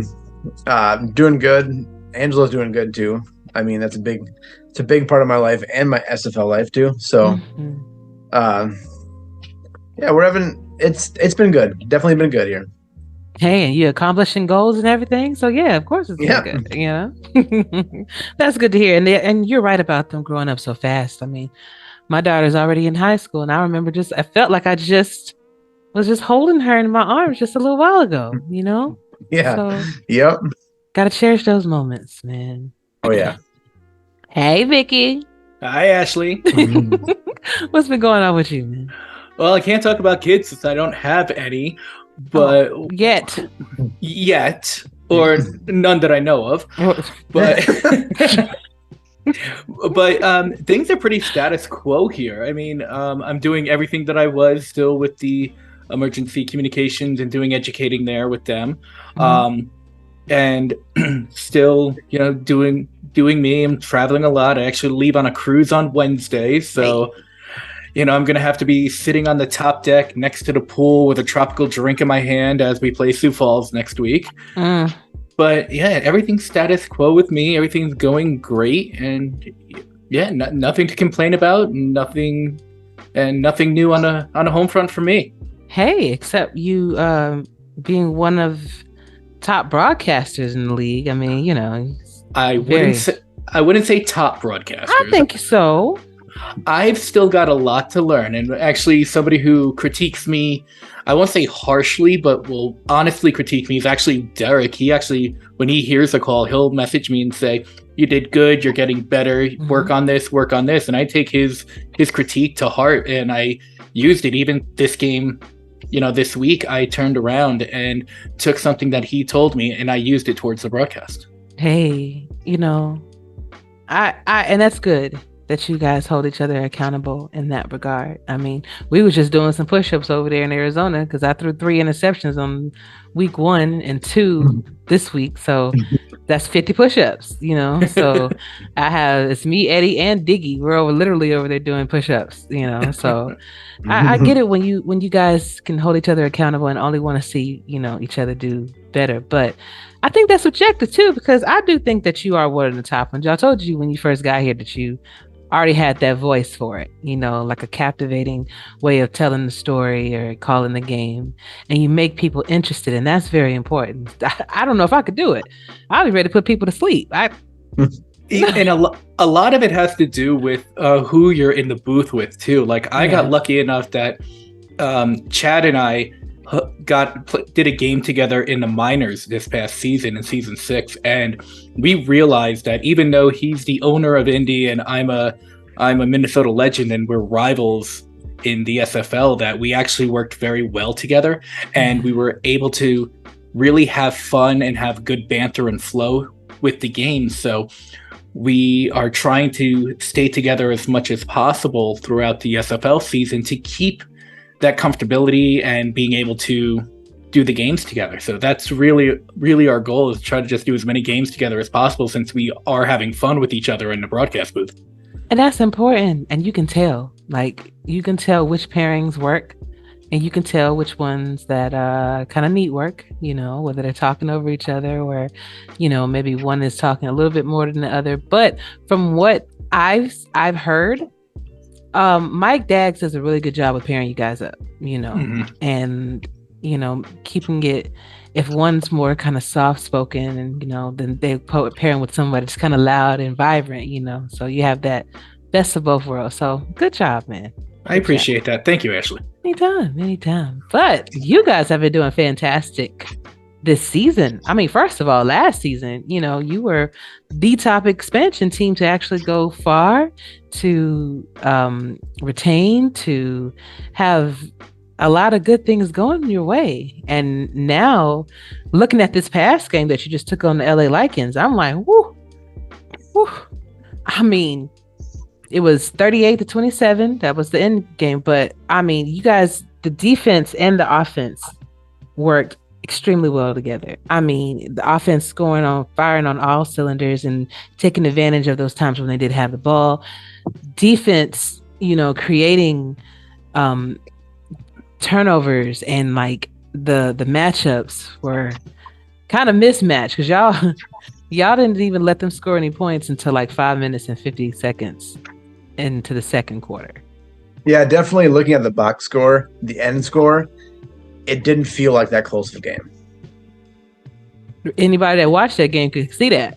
Yeah. And they didn't, they really didn't do anything. And I'm not trying to throw shade, but I guess you guys just had a better game plan, because their luck turned around when they had that fumble recovery from T. Clay. Yeah. And they were scoring after that. But sometimes it does take, something major to happen to kind of, shift the scope a little bit. But what do you think about your team? What do you think about your chances this season? I feel great about it. And I mean, we talked about our retention, a lot of the guys that we kept from last year.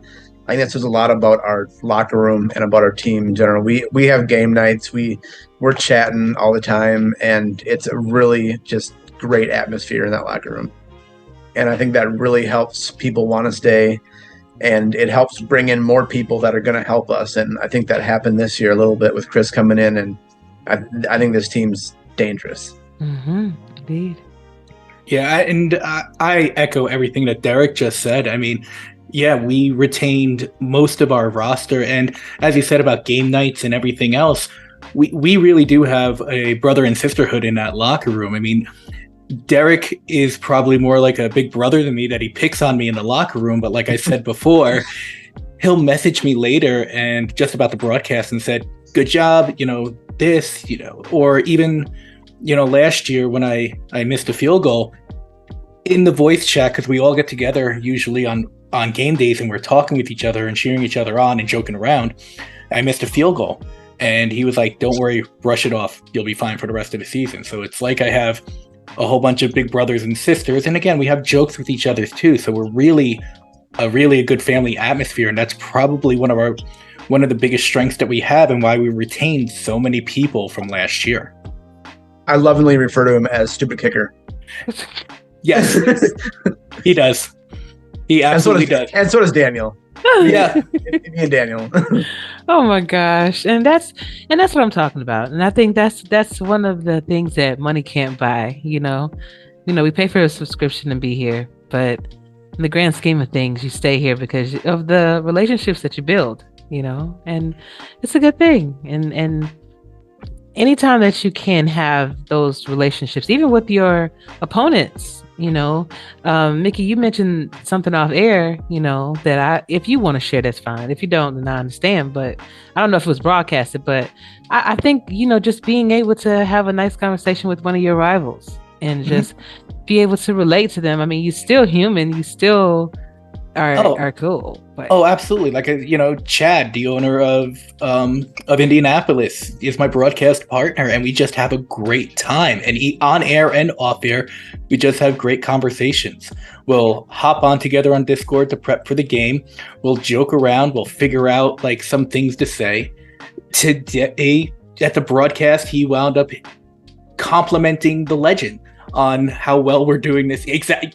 You're as shocked as I was when he said it because he didn't prep me for that. He usually calls me a baby furball on the air. So when he turned around and he complimented me and the team, I was just like, I'm sorry, what did you do with the real Chad? Body snatchers. Exactly. But it's great because, it's not even just like the relationships you have with your locker room. I do have relationships like with you, Ashley, with the Williams brothers, Dynasty. There's a lot of guys. Mike Daggs and I have a joke. He's a Bills fan. I'm a Dolphins fan. Derek's a Patriots fan. I'm sorry. And and we go back and forth about it, and it's true. And we're all from all over the nation, and we would never have gotten together if it wasn't for this league. So it's fantastic to have that relationship. Did you want to add something to that, Derek? I didn't. No. Okay. Yeah. Well, it has been a good time. It has been a good time watching relationships develop. Even the rivalry between you and Indy has been hilarious, especially like on Twitter, from all the check engine lights to them naming themselves the Legend Killers. Like, it's just been. I can't wait to see what you guys do this season. How do y'all feel about that though? Like, do you like that? I love it. And I mean, I feel like sometimes outside looking in, it looks like it's getting heated, but it's not. It's all in fun, and we have a great time with it. Oh, yeah, absolutely. And to echo Derek, I mean, like even last year at the convention, one of the goals was at the flag auction, was try to win the Indy flag. And unfortunately, we couldn't do it. But there's still the big question that I have posed on Twitter, on Facebook, on YouTube, and even on broadcast. We still want to know what a rambler is. Nobody has defined it for me. It's either somebody who walks, somebody who talks a lot. Rambling is part of songs, but nobody knows exactly what an Indianapolis rambler is. Is it just a guy who walks around the block a lot? Is it a guy who stands on the corner and talks? Nobody knows. We want to know what a rambler. Chad, I know you're watching this. Define rambler. I've been asking you for about 4 games now. What's a rambler? Let me see if I can look it up real quick. See what that is really a good question. And when I have Chad on, I will definitely ask him. But hold on, I'm literally looking this up. Wait a minute. I think I caused Ashley to have a glitch in the Matrix. What happened? You're just sitting down there and you're looking down and you just paused and it was like It looked like you're just having a glitch in the matrix right there, She's looking curious. up what a rambler. Yeah, I see that. You know, it's funny because I don't know if you watched my show last week, but I was literally in the matrix. Like everything just turned white, and all you saw was eyes. That's it. Oh, jeez. Okay, so a person who, like you were saying, who walks for pleasure, especially in the countryside, a straggler. That sounds about right. Yeah, about right. That sounds about right. Wait. A straggling or a climbing rose. Yeah, that's a good one. That's a good one. So which one is he? Does he walk or does he climb a rose? I mean, what are the ramblers? I'm sure. There's not much countryside in Indianapolis. So what are these ramblers doing? They're just growing out of the field and being we're a rose. You know? They're a beautiful rose. They're a beautiful climbing rose. Oh my god! I should have had Chad in the show so he could answer this. Oh god! But see, this is one of the reasons why I stay. This kind of thing right here. I freaking love it. But if you had to describe your front office in one word, what would it be, and why? So if you're specifically talking about Axel, I would say Daddy, because that's what I'm supposed to call him. Oh, okay. Well, But noted. No, great. I mean, they are so accommodating. At the beginning of the year, when we went over progression and stuff, I think Axel gave me about 20 different options on what my thoughts were and all that stuff, and they really accommodate you really well and want you to succeed and the way that you want to succeed, and not just the way they want you to succeed. Mm-hmm. Okay, I like that.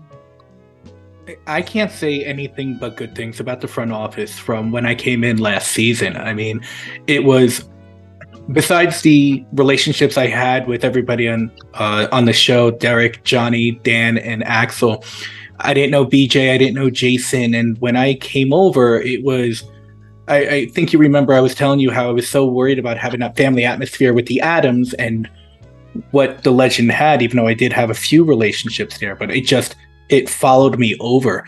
So the front office staff there has just been fantastic, and same thing like Derek was mentioning in regards to like progressions. Season didn't even end yet, and I happened to have some downtime, and I was looking at my progressions, and I reached out to Axel. I said, here's my thought.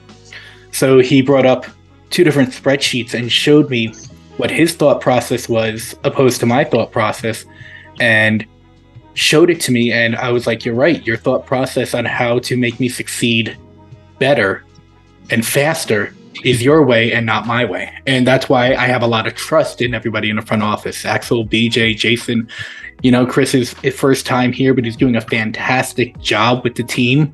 So I just have full trust in what they're doing. Awesome. So that's also good to know, especially when we decide to expand rosters. Which, by the way, I think the only way that the rosters or even expansions will occur is if we switch over to 4K23. I'm not sure if the current game that we're on will allow any more changes of that nature. So, gentlemen, if that is the case, what are your thoughts on the new game? I know we had a scrimmage to where they actually showed the mechanics of it. I know that Cam came back and actually made some adjustments to the camera angles and things of that nature. So what are your thoughts? I know my first biggest thought was obviously the camera angle. As a safety, you couldn't see me. And I was really concerned. But then I saw the camera angles changed, and I really like that. I don't know a lot about the game. I've talked to some people about it. I don't know enough about it to really form a really good opinion. I don't like the way the players look as much. Okay. They look a little more bulky and blocky, but I mean, as long as the gameplay's there, that's all that really matters. Obviously APF isn't itself right now isn't some sort of high quality graphic game. So that's not my concern. It's more so the gameplay and how that works out and progressions. Okay, good deal. Mickey? I'm with Derek. I don't know much about the game. I'm here such a short amount of time. I'm only, one full season in with the SFL, one full season in with the minors. So I'm just getting used to APF right now. So looking at this, I mean, the graphics, the gameplay looks good, but wondering personally how, all this work that I put on my progressions are going to transfer to this new game. How, it's a older game as well. It's a 2004 game as opposed to a 2008 game, if I recall. What are the bugs and the everything that has as opposed to APF? So I really have no opinion on it, as opposed to if we take season 21 and we try it and we realize that it's the cons outweigh the pros, then we go back to APF, what's been working for 20 seasons. If we see, and I know that Cam does a lot of work on the back end, putting in all the rosters, putting in all the stats and the progression. So I applaud him for all the work he does for us, not just himself, but for the league as a whole. If this helps him out as well, as long as the pros outweigh the cons with this new game, I can see it working. But right now I have no opinion on whether I like APF because that's all I know, as opposed to a new game, which I know nothing about other than what I saw for a couple of hours on the broadcast that day. Okay, gotcha. Besides the Indianapolis Ramblers, who or which team are you looking forward to playing the most, and which one are you really nervous about? I'll let you take that one first. So for me, I'm looking forward to, for this season, playing Seattle. Ooh, and the reason is because T Queen and I were rookies last year together. Yeah. And T and I had a very good friendship with Doug Day as well at the convention last year. So as her and I cheered each other on at the convention, she got the first points for Seattle. I got the first points for Minnesota last year. So it was just great. And once I saw the schedule come out and I saw that we were playing Seattle, I reached out to T and I go, let's place a nice friendly wager. She goes, okay, what's the wager? I said, the winner has to be royalty for the day, and Doug is our servant. And that's not verbatim. That's pretty much what it boiled down to. But yeah, it's definitely going to be something that that's the game I'm looking forward to. As far as who I'm not looking forward to, the way that this season is going, and it's going to be a very tough matchup, is going to be Atlanta. Mm-hmm. I thought it was going to be Florida, but it looks like the East Division just kind of got turned upside down. So Atlanta and Louisiana are actually probably the two of the teams that I'm a little bit worried about in our current schedule. Gotcha. So for me, the one that I'm most excited about is probably the last game of the season against Sioux Falls. I think that's going to be a great game, and if it ends up like it did last year a bit, it should be, we should both be in kind of contention or close in record for it to be a great game. The team that I'm least excited to play would probably be Vancouver, just because I know how their offense can be, and I don't like getting burned. So I mean, there was once last game I got burned, and I think Bravo saved it in the end, but it's not fun trying to, I mean, I'm 5'11" in real life and in the game, and sometimes those big receivers, I just can't get up high enough. Yeah, I get that. Better put some points on that jump. I have been. Oh, he put some points on the jump when he had a one-handed interception last game too. Oh, let's see. Yay! Well, make it count when it matters. You know, when it matters. That's it. Hold on. What was the other one? It was one I was going to ask you before my last question. Was it the dinner question? That one is going to be my last one. It was one I was going to ask before that, though. I guess I should have wrote it down. Okay. Well, to that point, if you could have dinner with someone that is either alive or not with us anymore, famous or not, who would you have dinner with and why? Derek, I was going to let you lead off. Okay. I'm sure a lot of people would pick something more reasonable and more sentimental than this, but I'd have to say Socrates, because it would be an interesting dinner and it would be a lot of great conversation. Nice. Okay. Okay. I've heard Van Gogh. I would have to learn Greek first, though, but I mean, if I was going to have dinner with Socrates, I'd make sure I learned Greek first. There you go. Go ahead and start, That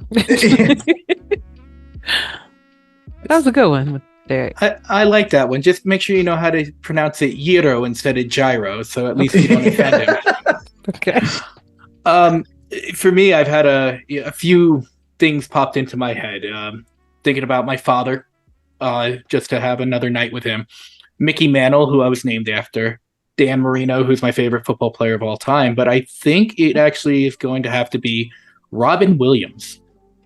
Really? Okay.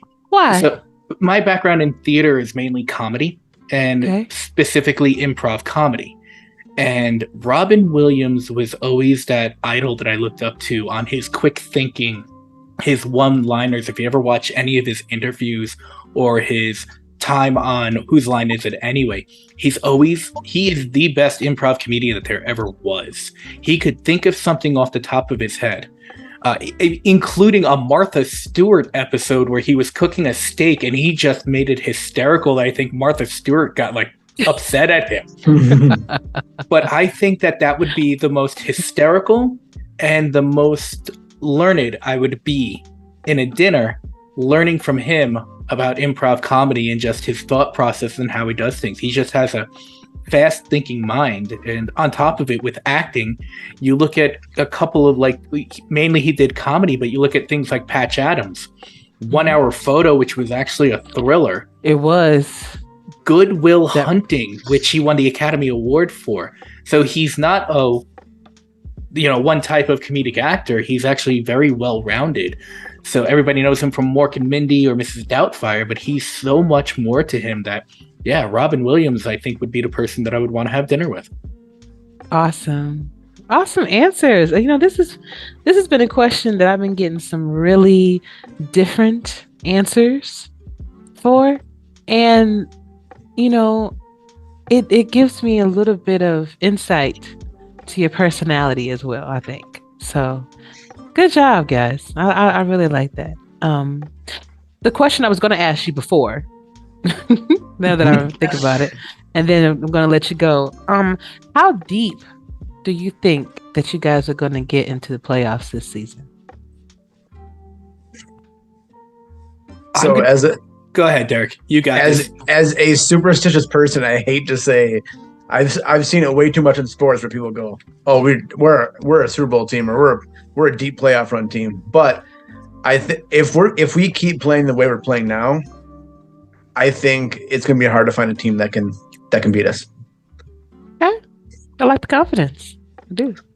And I was going to echo the same thing. I think that if we keep doing what we're doing, Chris coming up with the great gameplay, Reno throwing like he has, 6 incompletions total in 2 games, we are potentially unstoppable.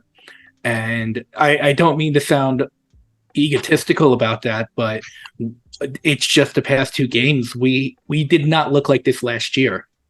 And we can go deep into the playoffs. I feel. Don't let Mickey fool. Don't let Mickey fool you though. He's already got his season 20 season 21, right? Season what? 21, right? We're in right now. 20. 20. Okay.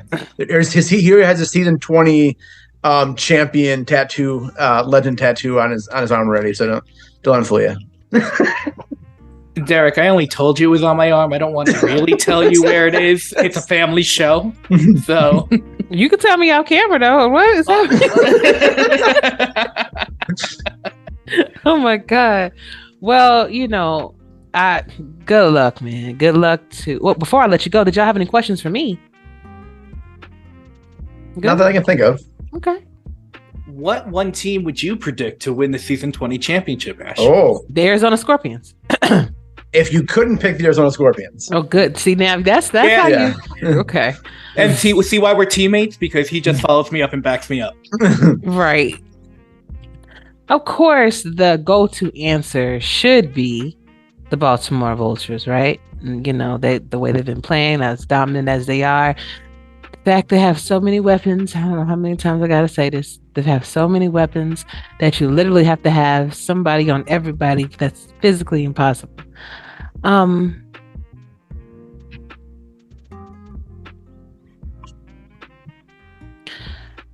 I will definitely have to put you guys in the running because of that freaking defense, bro. Like, scary. Charleston, I could see them in there as a champions.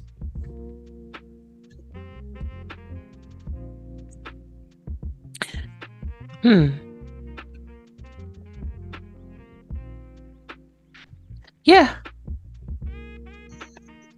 I can see that happening between you and Charleston. I'm honored to be in the top 3 of that list. Yeah, so am I. And this is just based on the 2 games that I've seen. Yeah. And when you keep let me make sure I answer this question because, oh my God, she might be being biased. Okay. So when you keep and when you're able to retain most of your team, you guys are growing together. You guys are progressing together. Your coaches are building playbooks catered to this entity that they have. So when you're not interchanging pieces and having to build other people up and then having to suffer on one side of the ball or one position or one area of the field, then all you have to do is just concentrate on getting better. Hence why Baltimore is where they are now, because nobody ever leaves. So if you're able to, I look for teams that have really good retention rates when I'm thinking about playoff runs. Even coaches tenure, but sometimes you don't have to be in the league since season 1 to have a fantastic season. Like Axel, he hasn't been to season 1, but they've been doing a fantastic job. And yeah, that's it. All right. Well, thank you. It was weird being the interviewer for a second. Hey, no worries. I actually don't get too many people interviewing me, so it could be a little nervous on my end too. Oh, there you go. We're gonna have to come up with the podcast "Kicking It with Mickey," and then you'll be one of my first guests. Oh, that is perfect. Oh my God. Did you really just come up with that off the top of your head? I wish I could have, but that's actually been something that has been said to me previously, that you should call a podcast "Kicking It with Mickey." You should. And I promise you I'd watch or listen, however you want to do it. No, you'll be interviewed, so. Okay. Well, good deal, man. Before I let you go, I'm going to give you guys the last word. So that could be a song, a poem, or just a simple shout out. But right now, Derek, the floor is yours. Well, I always want to give a shout out to my wife, Angela, but I also want to give a shout out to my bromance, Johnny Reno. Love you, man. Nice. Mickey? Got to give a shout out to the entire Legend team. Again, it's always great to go into that locker room, whether it be just typing in there or the voice chats during the game. Shout out to Derek and Johnny, Axel and Dan, as always, for really, when I started in the minors, being that rolling out for lack of better terms, the red carpet for me to make me feel welcome. And the same thing when I came into the locker room after the draft for season 19. So big shout out to them, and shout out to you for always coming up with great content and just keeping us entertained week in and week out. Oh man, do what I can, but I can't have a show without y'all. I mean, I could, but it would be very boring. So y'all make this. The community is the reason why I do it.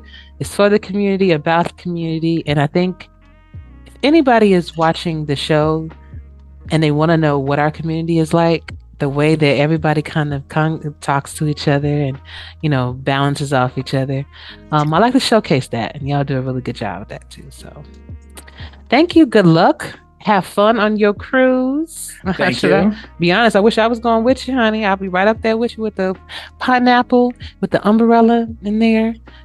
Mango tango. He keeps rubbing it in.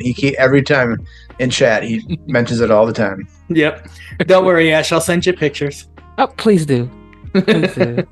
I would love that. But y'all have a good night, and I appreciate your time. Thanks, Ash. Anytime. Thank you.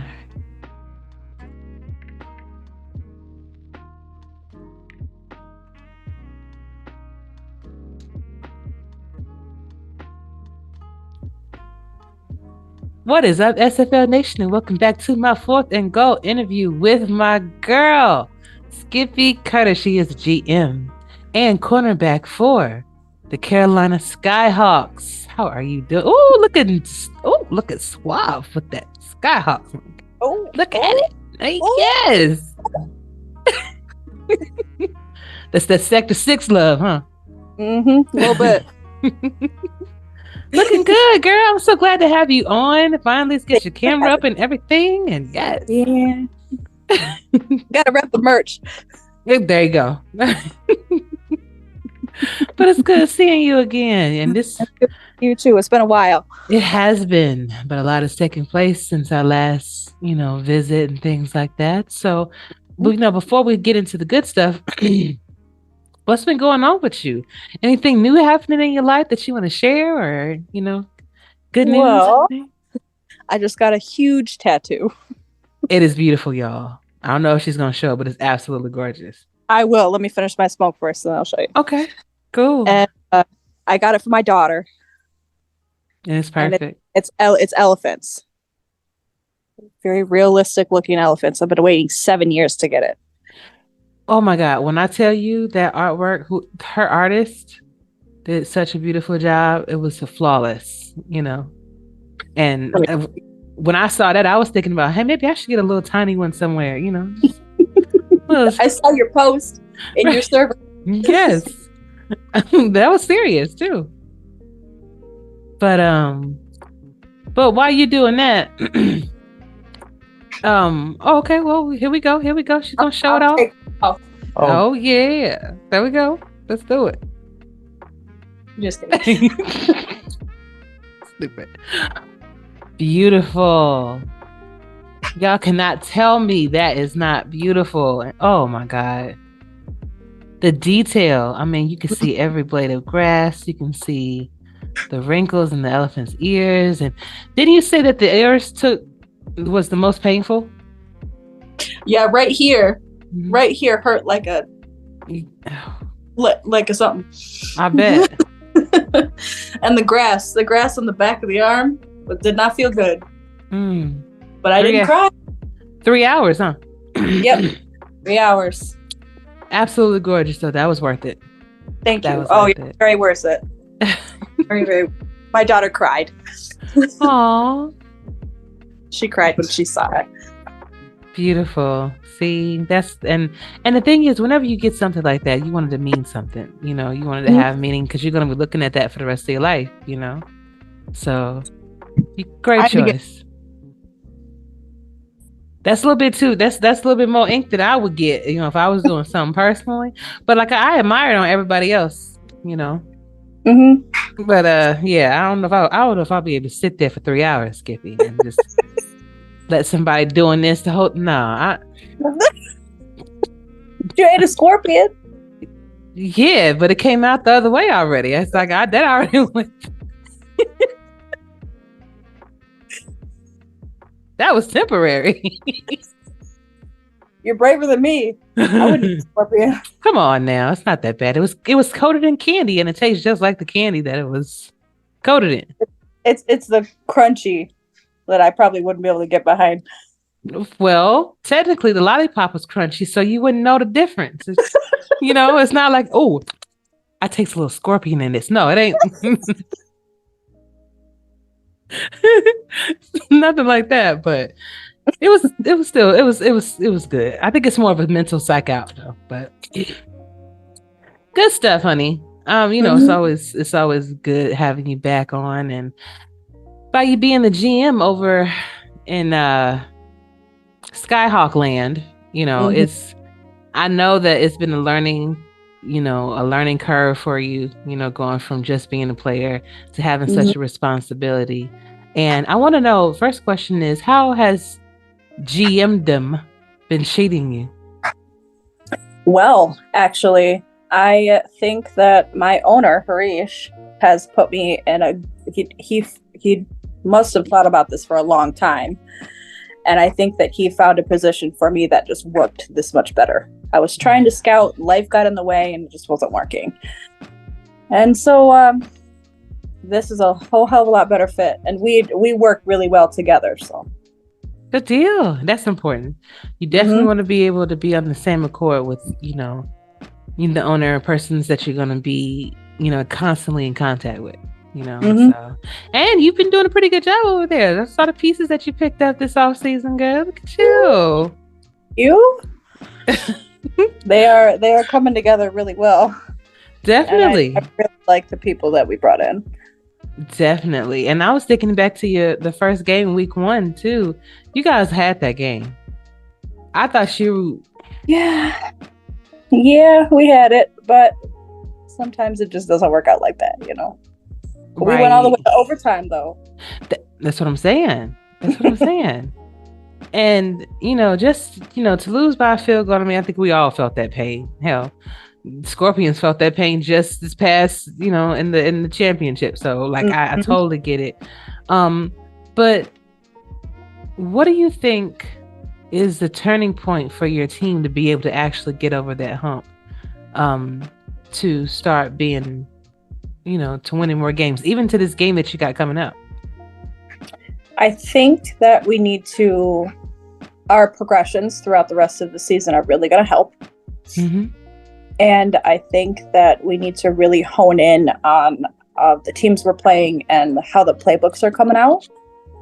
And other than that, I think we have all the pieces we need. We just got to get there. Have you ever thought about being like, since you were into scouting, have you ever thought about doing something more, like maybe being like assistant coach or learning how to coach and how to manipulate the playbooks and everything? That is not my area of expertise. Okay.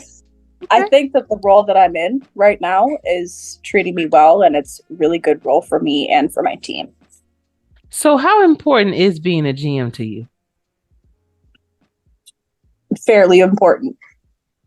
It's up there with your priority level, you know, and it's a lot of, you know, it's a lot of talking to people. It's a lot of getting to know people. It's a lot of learning who they are, not just as a player, but as a person. Seeing if they're going to be a good fit for your team and your locker room and during the games, and how is their player going to progress, you know? Gotcha. And speaking of player progressions, what do you do to kind of get your team to progress on time? Like, for instance, like for me, and well, what I used to do, because now Diggy's taking over, but I would literally tag everybody an hour before. I'll tag everybody once it's time. And then during the course of the day, because I like to try to get everything done in one day, if we can. And during the course of the day, I just see like, hey, we got 7 more left. We got 6 more left. So what do you do to kind of get them excited about progressions? There's a lot of my team members that are already like, hey, when are progressions coming out? Like, we need to know what we're going to do. Come on, man. And I gotta be honest. I dropped the ball this week. I thought yesterday was Saturday. I put everything up Friday night. So Harish helped me out today. He put progressions out, but there was so many of us. There was like 9 of us that immediately progressed. Mm-hmm. Actually, what I said to my team is, "You don't want me harassing you." Don't let Monday come. Don't mess with me. Hey, at least you gave them a warning, you know. So if they slip up, you know, and you just happen to snap, then I warned you. Look at nuts. But so what are your overall thoughts on season 20 so far? You know, I don't know if you caught some of the games for week 2 yet. I know you're gonna be playing tomorrow. I mean, not tomorrow, on Monday. But what are your overall thoughts on the beginning of the season? I think it's already better than season 19. How so? There's not so much. This season just feels different. I don't know if that makes sense, and that's difficult to explain. Mm-hmm. But this whole season just feels different, and there's more of a importance behind it. Not that our seasons aren't important, but this one is a big one. You know, it's 10-year anniversary. It's 20 seasons. It's a milestone. You know, it's awesome. And I think that's probably why it feels different. Yeah, because we're a part of an era now, and to have anything for 20 seasons, do anything for 10 years, you know, it's a feat, you know. And Cam has been doing a fantastic job, and even just trying to go that step further to make things better, you know, and to make it more inclusive and for everybody to have a good time. He's giving away a lot of his own personal time, his own personal free time, just to make sure we are happy, you know. Right. So it's definitely a more competitive season. Right. I think that the teams that probably were lackluster, maybe last season, maybe a couple seasons, I think they're starting to come to life now with the progressions working, with being able to maintain the core of your team and or more players. You can now see that come, you know, those plays come together. And I think that's what Carolina is at right now, because, you know, people give you guys a hard time, but if you look at the grand scheme of things, you guys are growing, and it's scary because you have the potential to go far, you know. But I don't know if it's hashtag APF sometimes, you know, just doing crazy stuff, or, you know, maybe things just probably wasn't gelling together in practice or things like that. It kind of hinders you guys, but right, I could see you guys going very far. Do you think you guys are going to go far this season, like playoff wise? I think we're going to go to playoffs this season. Good. I would love to see you guys there. I really would. That's great. That's so cool. Yeah, I get tired of seeing Harish's picture just laid out there. You know. There's only so many times a man can die. I'm telling you. I'm telling you. Oh my God! But this new game that we're switching to, 4K 23.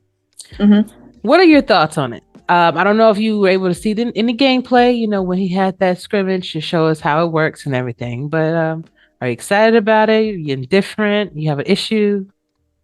I'm ready. Ready? Ready for a new game. I'm ready to see the changes that need to be made. Sometimes APF can just be crazy. Tell me about it. Actually, we saw some of that over the past couple, you know, this week too, like last week and this week. So yeah, I think it's going to be good for all of us. Now, maybe the graphic wise, you know, hopefully we'll be able to kind of tweak that a little bit, but as long as Did you see last week's San Diego game? Yes, That was wild. I did. And again, if it's a situation to where this game is going to make better decisions, especially in, when you are in a position that you should run the ball and then you throw and you get an interception, like that kind of stuff we need to cut down on, because it kind of takes away from it. I get the emotional content that it brings, but like some of that is just blatant. I'm a bit tired of watching teams play hot potato instead of football.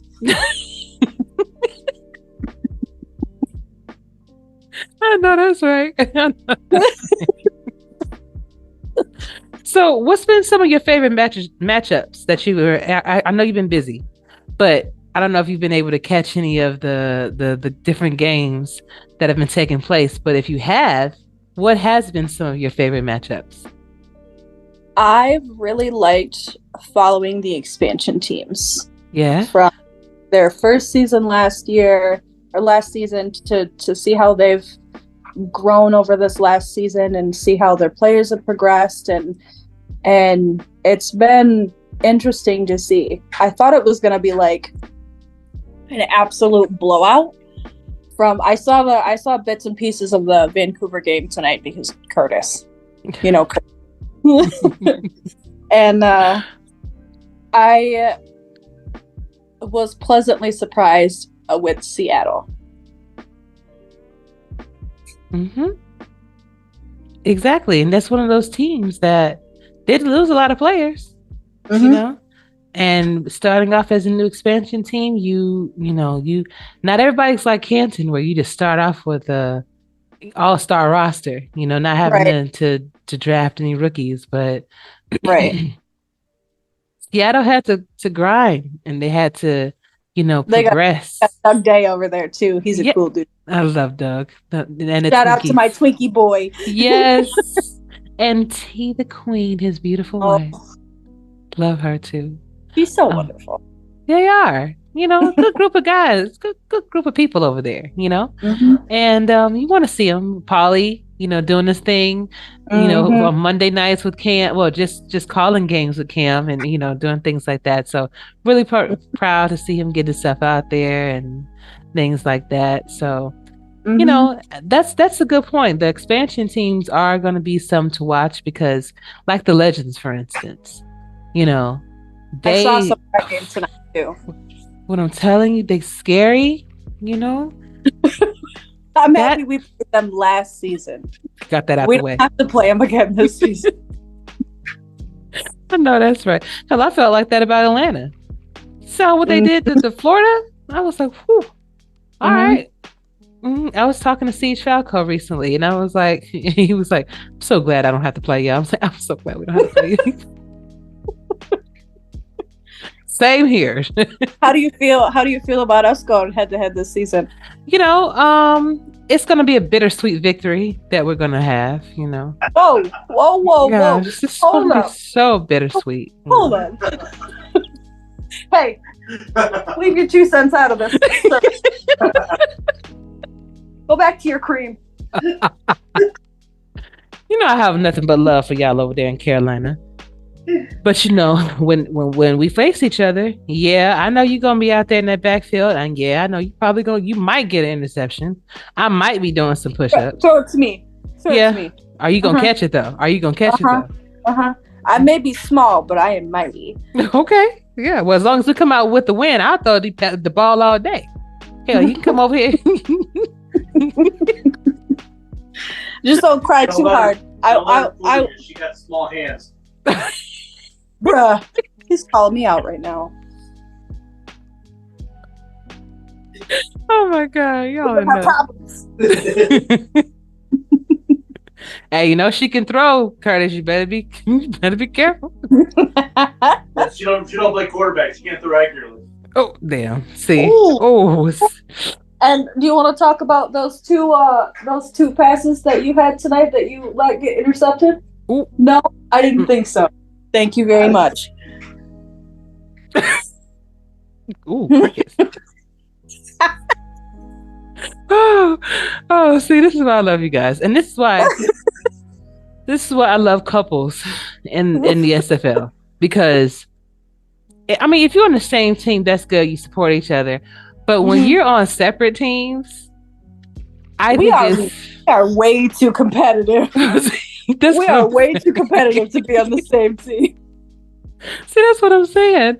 It brings that other dynamic. Like, okay, I love you, but not today. Especially if we, Right. especially we play at each other. Do you guys play each other? We did last season. Oh, but not this season. And that hurt. Yeah.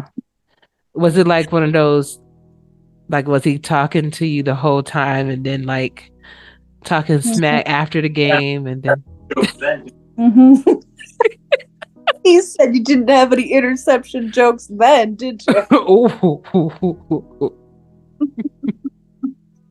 Everybody, you know, if y'all don't hear from Curtis in a couple of days, if y'all see this podcast, you know what happened. He didn't get his expressions in. You gonna have Andy pissed. Oh shit. Andy and Mike gonna be pissed. Get your boy, Andy. You gotta get your boy.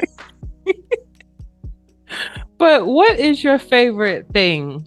What is the favorite part about being in the league? And it could be from the team aspect, it could be from the community aspect. What keeps you here? There's several things. Okay. There's several things. First and foremost, I am very dedicated to my team. And the people that I've met here are, some of them I don't like so much, but the majority of the community is top tier. And the gameplay is incredibly intriguing. And how everything works. I have a puzzle brain, so I gotta take it apart and figure it out before it all makes sense. Mm-hmm. And I like the suspense. I like the what's gonna happen next. Because APF, you know. Exactly. Okay. And then on the other side of that, I like how there is the suspense, but there's also the things, so many aspects of this league that go into even just one game. There's so many different things. There's scouting, there's stats, there's broadcasters, there's Cam doing his thing, and there's the progressions from the team itself. There's so much, you know? Yeah. You're right. Awesome. You're right. And it's something for everybody, you know? Mm-hmm. So, and I think that's important too. That keeps people involved, intrigued, and happy ultimately. So, good stuff.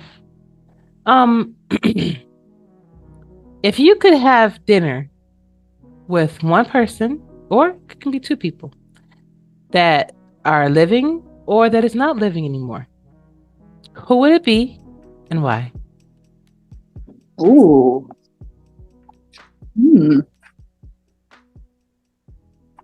One of them would be my grandfather. Okay. And the second person would probably be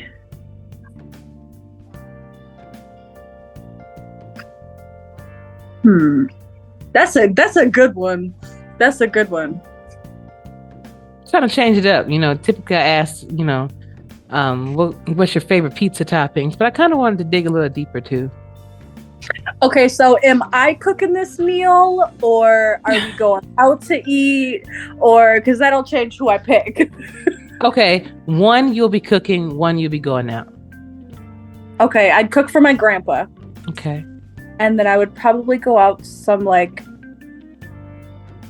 Italian restaurant. Okay. And I would probably go with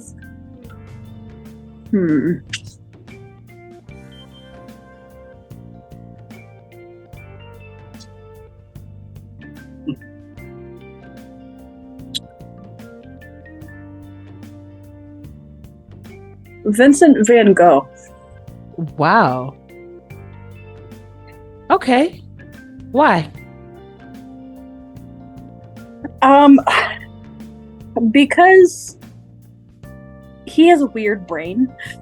He had a weird brain. Mm-hmm. And I enjoy figuring people out by picking their brain. Okay. Interesting. And why? I mean, I guess I should know this, but just so, you can explain why your grandfather. I lost him 5 years ago, and he was like a father to me. He helped raise me and my siblings, and I miss him dearly. That would explain the more intimate setting with you cooking. Mm-hmm. And my grandpa, I baked before I started cooking. mm-hmm. And so my grandpa would come home from Florida. My grandparents would go to Florida every winter. Mm-hmm. And my grandpa would come home and he would get this cookie jar, right? And he wouldn't say nothing. He wouldn't say anything. He would just open the lid to the cookie jar, look in there, and go, and walk away. And if nobody got the hint, he'd come back about 5 minutes later and he'd go, there's no cookies in here. That was our cue. Without saying too much, he was a man of few words. So without saying too much, we'd make him cookies. He told me that I should patent my cookie recipe because it's some of the best he's ever had. Beautiful. You probably should. I mean, I see the cheesecakes that you do. I mean, so you might as well. Oh, can you do a chocolate chip cookie cheesecake? I've made a few Oreo cheesecakes at this point. I probably could. Oh, and you should patent that. And you can name it after your grandfather. Mike's cheesecake. I like it. Yeah. I like it. I get the first one. Deal. Drop the mic. Drops Mike. That's funny. I just got paid. A friend of mine messaged me and she's like, I'm having dreams about the cheesecake you made me for my birthday. I will pay you for one. See, I'm telling you. I am telling you. And then you got a lot of people that love you in the league too. So of course, I'm sure they'll be willing to support you. Be like, hey, you send me one of those delicious cheesecakes. I got you. I'm serious. We have a lot of good people here, and when they see you trying, when they see you're passionate about something, they will definitely try to help you out. So that's something you should probably try. Get Curtis back there to do something. He can mix some cheesecakes. He can mix the cheese or whatever the ingredients. You want to make the graham cracker crust, bruh? I'll pulverize it. Sounds good. He said he'll pulverize it. Well, there you go. Yeah, put your 2 cents in. There's some effort in here. I love it. Well, Skippy, before I let you go, did you have any questions for me? I do. Okay. I was thinking about this because we've done this a couple times by now. Who would you have dinner? Ooh. I said it. I actually said this on my show. I only named one person. But it would be Michael Jackson. Ooh. Yes. Because I didn't think about singers, damn it. Well, next time you come on, I'm sure you can choose somebody else. But can I just like show up and we'll hang out too? What are you doing here? I can't believe you're here. Oh. Come on, let me just sit down. Of course, Skippy. How can I turn you down? You got one of them cheesecakes though. Got you. But definitely Michael Jackson. The type of person that he was, when I look at some of the home videos, that's been shared, and just people, despite the controversy and all that he was in, he did a lot of good things for a lot of people. And I think that went unnoticed because it was overshadowed by other things. And just to be able to have a conversation with him and really just get to know the man that he was, that would be dope. And now that you asked me that, I think I would choose a second one. It would have to be my father, because I lost him 2 years ago. So I definitely understand where you are with that, and being able to have some conversations and tell him some things that have even happened with me now, and the big changes that I made in my life that he really wanted me to do when I was living. Now that I've actually accomplished that, I just want to be able to say, "Hey, Daddy, look, Yeah, I did it." look what I did. Yeah. You're gonna make my cheesecake. What? Go ahead and say it again for the people. You're gonna go ahead and make Michael a cheese. Oh, see, I can't, Mr. Two Spoons. Hey, you haven't seen one of Skippy's cheesecakes in front of you. You need 2 spoons for that. I bet. I've seen what she could do. I see what she could do. Get your own interview. Bye. Oh, I love you. Oh my god. Oh, was there anything else you wanted to ask me there? Nope, Curtis ruined it.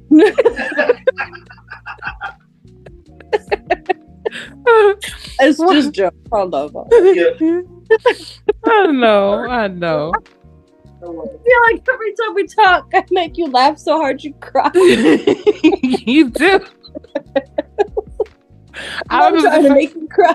Listen, I remember, at least it's tears of joy. I remember when I had you on and you told me the story about how, you're double jointed and how you dislocated your shoulder when you was roughhousing with Curtis and it scared him so bad. Oh my God. That was the first time I think I laughed so hard on a show with you. Oh my God.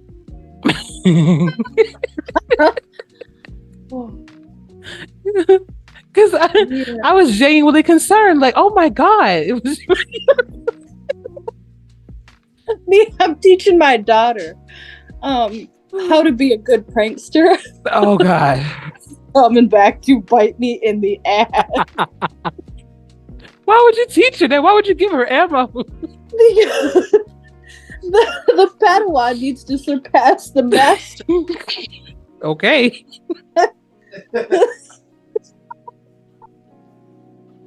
Okay. Well, you can't go. Whatever, bro. So I've been finding we have little ducks like this big all over my house. Babe, can I have a duck? Yeah, look at them. And so we have they're everywhere. And I keep finding, it's like every single morning I go to put my shoes on to take her to the bus or to go outside and have a smoke, and I find a duck in my shoe. Or something. A couple times it was like Barbies and like their clothes. A little duck. Oh my gosh. They're like little Legos when you step on them too. Ooh. Oh no. Oh no. We have about 400 of these. Why do you have 400? Why do we have 400, Curtis? Well, I bought the wrong one. Also, the feeling you get when you whack your foot open is just uncompared. Not compared. Oh my God. I can only imagine y'all getting up in the middle of the night and having to use the bathroom where you step on a couple of them ducks. She's not ready to cuss you. You ain't gonna make it to the bathroom. When we moved in here, we had 2-inch ducks, like little rubber duckies, 2 inches. And we ended up taking him to his dad's house to completely duck his dad's entire house. Because they are still finding ducks to this day. We got texted like, what was it, like a month ago? Yeah. under the couch cushion. His dad lifted it up and they were cleaning or looking for something, and he's like, there's a duck under here. It was like 150 ducks that we brought to his house. I see. You know what? See, now when you guys come down here to visit me, I know what to look out for now. Just because you know it's going to happen doesn't mean you can stop it. Right. It's true.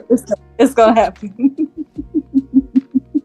And and I'm gonna go live every time I see a duck. Look, see this is why you don't have them at your house.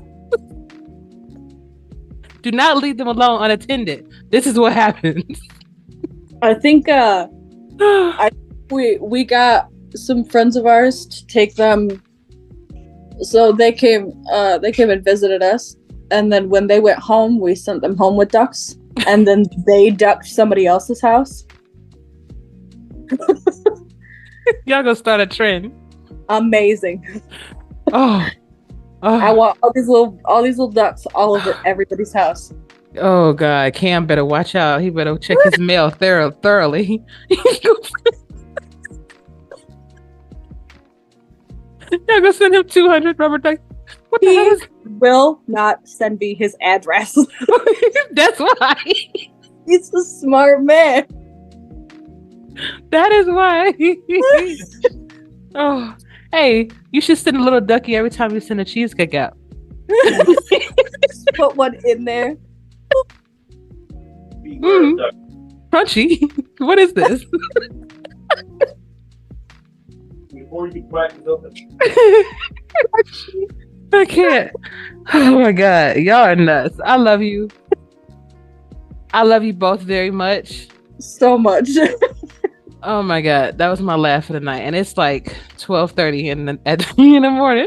Mm-hmm. But please come back. That was all the questions you have for me, love? I think so.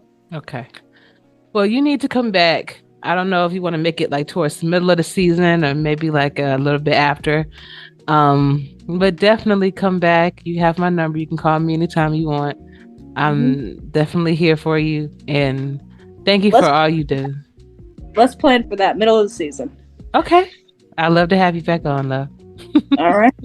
Thank you for having me. You are a joy as always. You are a joy too. Both of you are. And listen, I would like for you, I can't let you go without giving you the last word. So, of course, you know, that can be a song, poem, or just a simple shout out. But right now, Skippy, the floor is yours. Whack.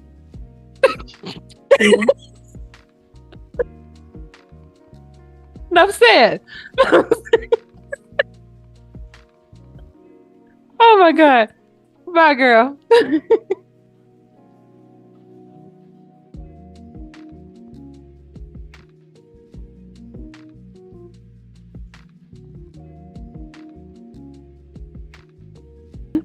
That is it. Thank you so much for joining us this evening. Special shout goes out to my guests, Skippy, Mickey, Derek, Mike, and Siege for being on the show. And of course, special thanks goes out to my co-host, Diggy. You have any good words of wisdom or? What was that? So okay. What? I can't hear you over the sound of my awesomeness. Look, I was just getting ready to put out the specs. Like, what? Oh my goodness. That was actually pretty good. I like that. No, it's still my only advice is don't get ahead of yourselves. Don't get too pumped up if you're on a 2-game win streak. There's a lot of season left, and we're just starting to touch the tip of the iceberg when it comes to some of these veteran coaches when it comes to scouting and really turning things around. So some people take off late and hit the playoffs. Some people start out quick and burn out fast. So there's a lot left to play, and we'll see how it goes. Just enjoy the wins while you got them, and don't look too much into it if you're off to a bad start. Indeed. Great advice. And looking forward to bringing you another great podcast next week, y'all. But until then, stay safe, treat each other well. Diggy, Striker, we're out.